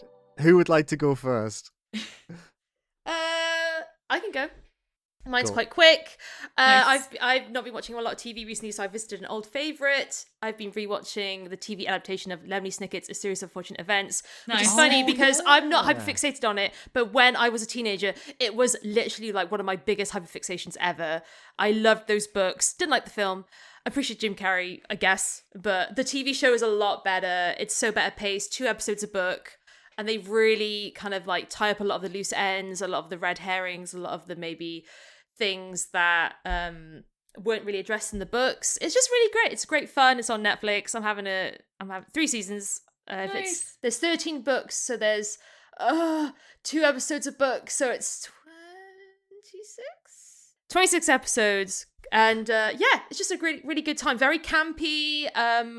This is one you want to watch for the villains. The 3 kids are wet blankets. I mean, they're still likable, but it's just like, why are you watching the show unless you want to watch the people who are evil and wear amazing outfits? And it's just really well written and it's very funny. So yeah, I'm enjoying that. And when I was younger, I was very, very into these books. Like I had a whole little notebook when I'd write down clues and stuff, and I'd like reread them. And then when the 13th book was coming out, they had a website. If you logged in every day, you could like reveal a piece of the new book cover. And I was like, oh my god, I gotta log into this website every fucking day and wait for this image to like load, pixelated image to like load slowly, and then remember how many like tiles I'd already collected. It was there was just loads of stuff. So I'm very into that, and the rewatch is fun. I'm having a good time. But yeah, that's mine. Oh, that's really nice. Love the books. I was like you. I was as obsessed, and I remember that website. So we need to talk about that. Yes. Oh I like, you know what? All I remember about them is the baby would babble and they'd be like, oh, that's very interesting. Yes. Is that part of those books? Like, oh, very, Yeah. very astute, little baby. Couldn't tell you a single fucking thing about them other than that. I never watched the TV show. I like the It is film. pretty good. I think I had the game on PS2. That's all I right. think I had the GBA game or some sort of. It was terrible, but I had. Yeah, I was same as you when the film came out. I had the game equivalent or whatever. Yeah, on a I didn't know it was handheld. GBA. That's amazing. God damn it! Yeah, wow. I think if you misremember the books or like you want a little trip down memory, they are very good adaptations. They look amazing. Like Netflix is like they threw. I don't know why they threw a bunch of money at this thing. And it just looks great. And if you like wordplay and puns and all that, like this book is... Like the book was filled with that stuff anyway. Yeah, it was, wasn't it? The TV show very much keeps the... It's a very good adaptation. And is it Neil Patrick Harris as the main villain? Yes. Yeah, he's he's Count Olaf. isn't he? And he is Yeah. iconic. It's definitely on my list on Netflix. I do need to check that out at some point. I like that they put so much resource into just adapting. Like, I wasn't into this book as a teenager, but a lot of my friends were because it's very much of that era. Oh yeah, for sure. But I was the little weirdo reading Stephen King like doorstops at the same time. So Oh my God, you know, that doesn't surprise me. Yeah, I'm not surprised my that either. story arc. But I did read some of the books and I did enjoy them. Later in my 20s when I had less time. And yeah, it's a good series. It's very cute. There's this character in there called Esme Squalor, who's like an evil villain, and her outfits in this show are some of the most iconic outfits, like dressed to kill. Like, honestly, she looks incredible. I was like, the costume department absolutely knew what the fuck they needed to do. Like, she looks incredible. Like, she actually wears like stiletto like heels, like knives like in the heel. It was honestly, wow. And her foot keeps getting like stuck in the floor. She'd have to pull them out. Like, she's honestly iconic. Like, queen, girl boss. Absolutely love her. One of my favorite villains of all time. So yeah, because of this TV show. Like in the book, she was fine, but like, oh my God, this TV, yeah, she looks incredible. I want to be her. So yeah, give it a go. Liam, you should watch it. Why not? Yeah, I should. I really should. I'm trying to work out who the actor who plays Esme is from, but that's for another time. I know. She's from like, I recognize her from Motherland, like the UK comedy about all the mums. Yes. Maybe that's, but she's been in other stuff. I don't know, but she's like, yeah, and she's incredible in this. She's so fucking funny. As like as a very rich psychopathic woman who is like just like hates we children. always love that, right? That's always great. She's basically a drag queen. I think that's why I like her. Esme is a drag queen, like in this show. Big Jennifer Coolidge energy. Absolutely. That is, yes. yep. Mm-hmm. Absolutely. I watched a horror movie the other day just because Jennifer Coolidge had like a 10-minute cameo in it and it was so worth it. Absolutely. God. She is a god. She's the Yes. god. She's had an amazing career trajectory, definitely. She really has. Icon, capital I. Okay, who's next? We could talk about Jennifer Coolidge for hours. I really Rebecca, could. what's I really yours? could. Mine is a book called Voyage of the Damned by Frances White, which is my biggest criticism of this book is that the title doesn't really do it justice. I think the title is quite generic-y and doesn't really set it up very well. So I am here to tell you that Voyage of the Damned is absolutely a book you should be checking out if you are a big weirdo like me who loves closed circle murder mysteries, which we know are a huge Rebecca hyperfixation generally. This was actually recommended to me by a friend of the podcast, Mick, who still hasn't read it himself, but saw the listing a few months ago because it was only published in January, and was like, Rebecca, you have to read this book. So it is about, right, I'm going to try and précis this premise as succinctly as I can because there's a lot going on, but I promise it hangs together. It's a high fantasy murder mystery about these. It is very much not a young adult novel. It's very much an adult novel, but most of the characters are younger people. And they live in this kind of Hunger Games-esque, kind of Wicked-esque society that is separated into these 12 districts that all have like an animal motif associated with them and like basically a superpower associated with them. And these superpowers are getting passed down through generations as a way of like keeping the peace in what was once this very warlike land. And when the last member of the new generation inherits their superpower from their parents, the 12 like children, young people who are now in possession of these incredible powers get sent on this voyage together to this like sacred mountain that is very important to the religion of their nation. And they're on this ship for 12 days and they can't have any contact with the outside world during that time, and they're meant to learn about each other's cultures because they're going to spend the rest of their lives essentially like in political contact with each other. And yeah, you see where this is going. The bodies start piling up. It's like very intense. And like they're not allowed to ask for help. They're all like really inexperienced because they've been raised their whole lives. They like knew they were from these families, so they've been trained to be like politically astute in their very specific, like, you know, this person's from like one of the food producing districts, or this person's from the district with all the universities in it or whatever. And so they have like very hyper specialized ways of dealing with the world, but none of them really know how to cope with the fact that there's all these murders happening. Another thing that's great about this is it's very, very good queer rep throughout. There are like very well handled like queer relationships, trans characters. There's a non-binary character who I'm not sure if it's as well handled, just because like non-binariness is like standard for their district rather than an aspect of their identity, which is always a little bit like, but except for that, it's very well done. Another thing is I listened to the audiobook of this, and the narrator is Nathan Fode from Our Flag Means Death. The scribe.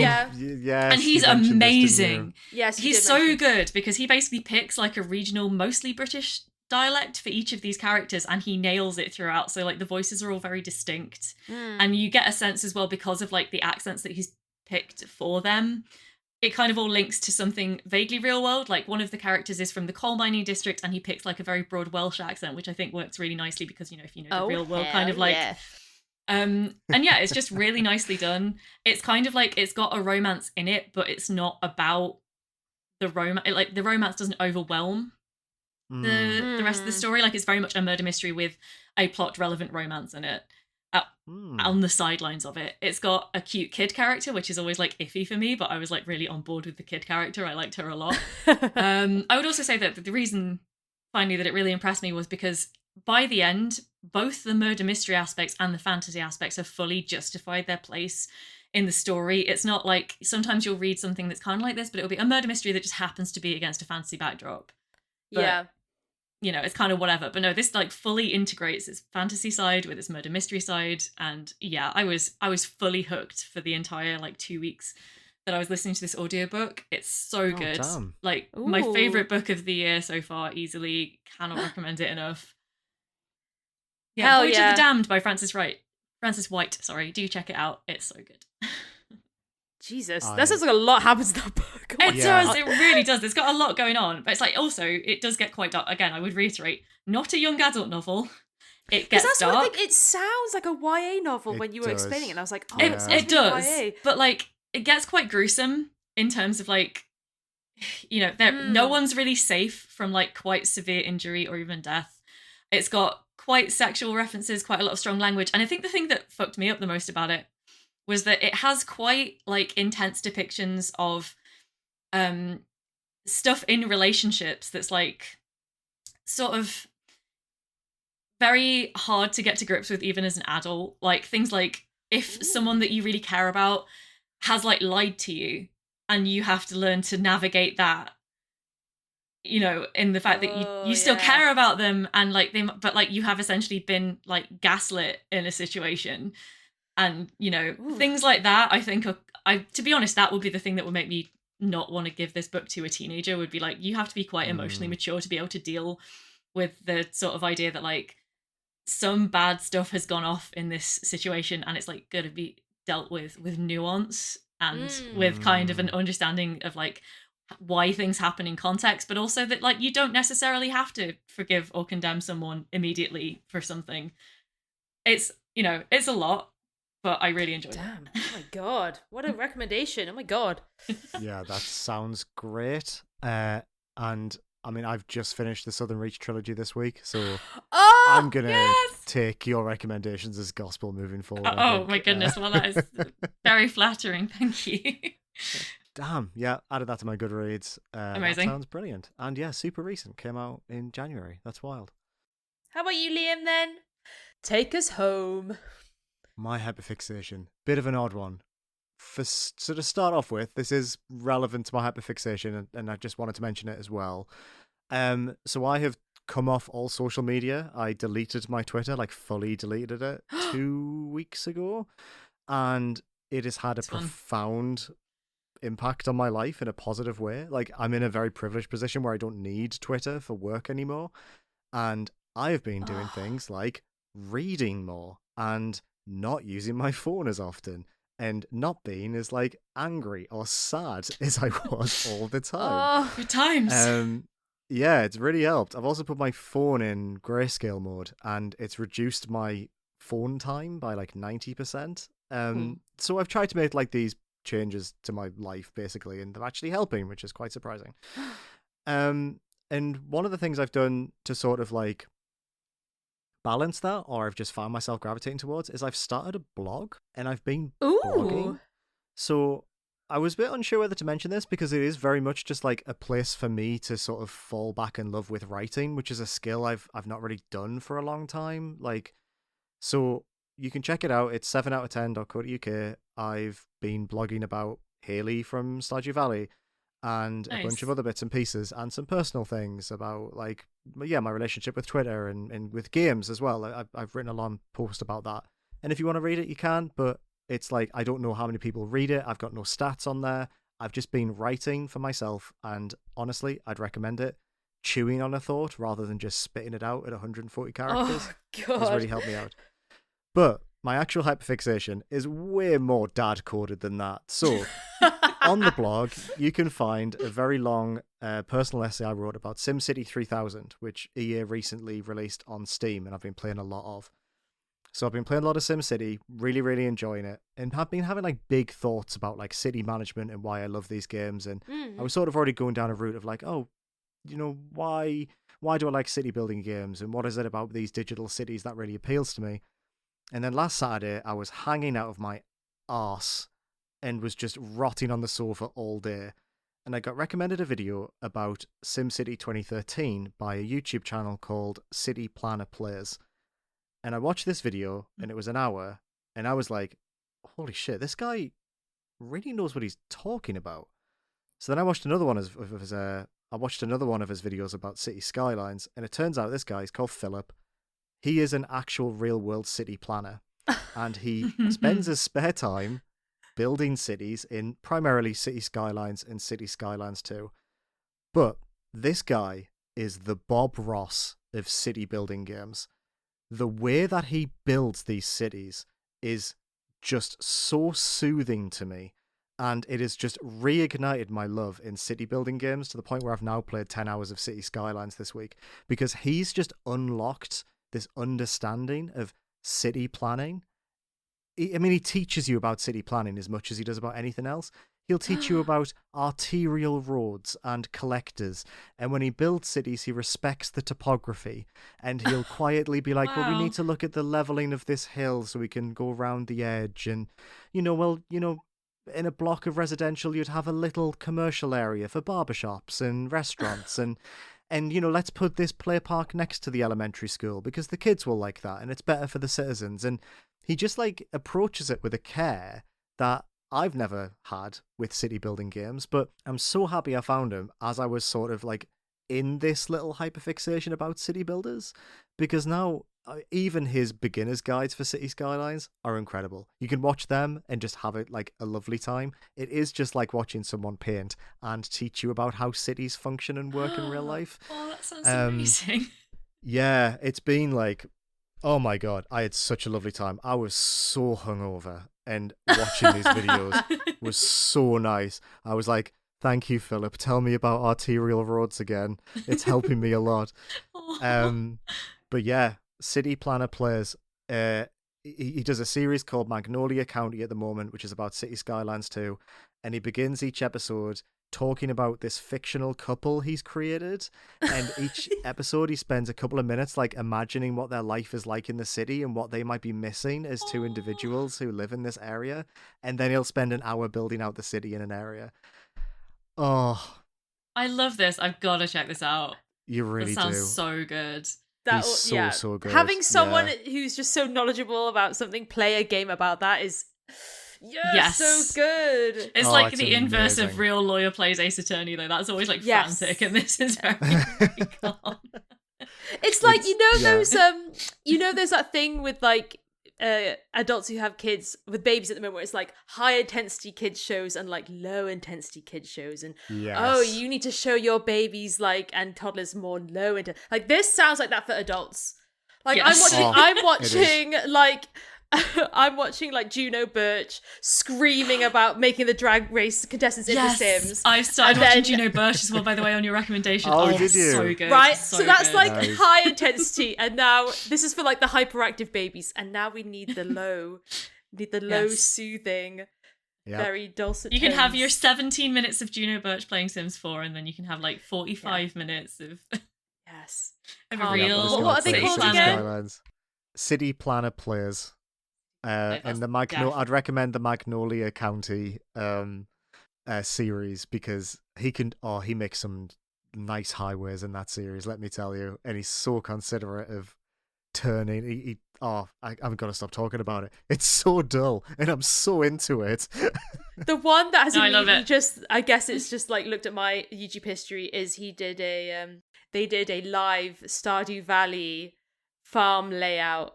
One. That's planning the perfect for me as well. Yeah, and I was like, it's top for me as well. I see you, City Planner Plays. I see you. This is the gateway. That's good. It's like attached to the 1.6 update, which just came out as well. So that's probably doing quite good numbers, hopefully. I think it is. Them. That's very nice. They're just like so. I feel they so just chill seem so now. nice and. Oh. Yeah, maybe a good thing to recommendation. end on. Actually, yeah. Oh, lovely. Probably watch one of them before bed. Would recommend. Oh, like a little comfort video, YouTube video before bed. I've been napping to them a lot actually this week. Oh yeah. Good nap videos. So yeah, that ends this episode. Christ. This fucking apologies. bumper crop. Right. Yeah, there's so many games here. Quick fire recommendations. Yes. Yeah, thank you so much for listening. Apologies for the terrible audio issues that I had at the start. Don't worry, I will be whipping myself for that for the next year. But yeah, thank you for listening. You can get in touch with us, contact at indieventurepodcast.co.uk. Thank you to the bumper crop of people who've been listening over the last 2 weeks. Yes, we don't know who you are. We don't know why you're here. But thank you. Let's see if you stick around after this one. And yeah, hey, this one was great. I approved of our list of recommendations. There's something for everyone. There's something for everyone. I have too many games to play now. So many. There really is. Penko Park is calling to me in particular, and Pineapple on Pizza. So yes. Yeah. Thank you for listening. Bye. Bye. Bye, everyone. See you in the next one. See you. Bye. Indieventure is a video games podcast created, produced, hosted, and edited by Rachel Watts, Rebecca Jones, and me, Liam Richardson. For more information, including a list of every game we mentioned in this episode, make sure to check out our website, indieventurepodcast.co.uk. You can get in touch by sending your questions, comments, and feedback to contact@indieventurepodcast.co.uk. You can support the show by rating us 5 stars and leaving a review on Apple Podcasts or your preferred podcast provider of choice. Some of the games we talk about on the show may have been provided to us for free for review consideration. Our intro music and stings were composed for us by Ollie Newbury. Check the episode description to hear more of his excellent tunes. Thanks so much for listening, and we'll see you again in 2 weeks for another episode of Indieventure. Bye for now.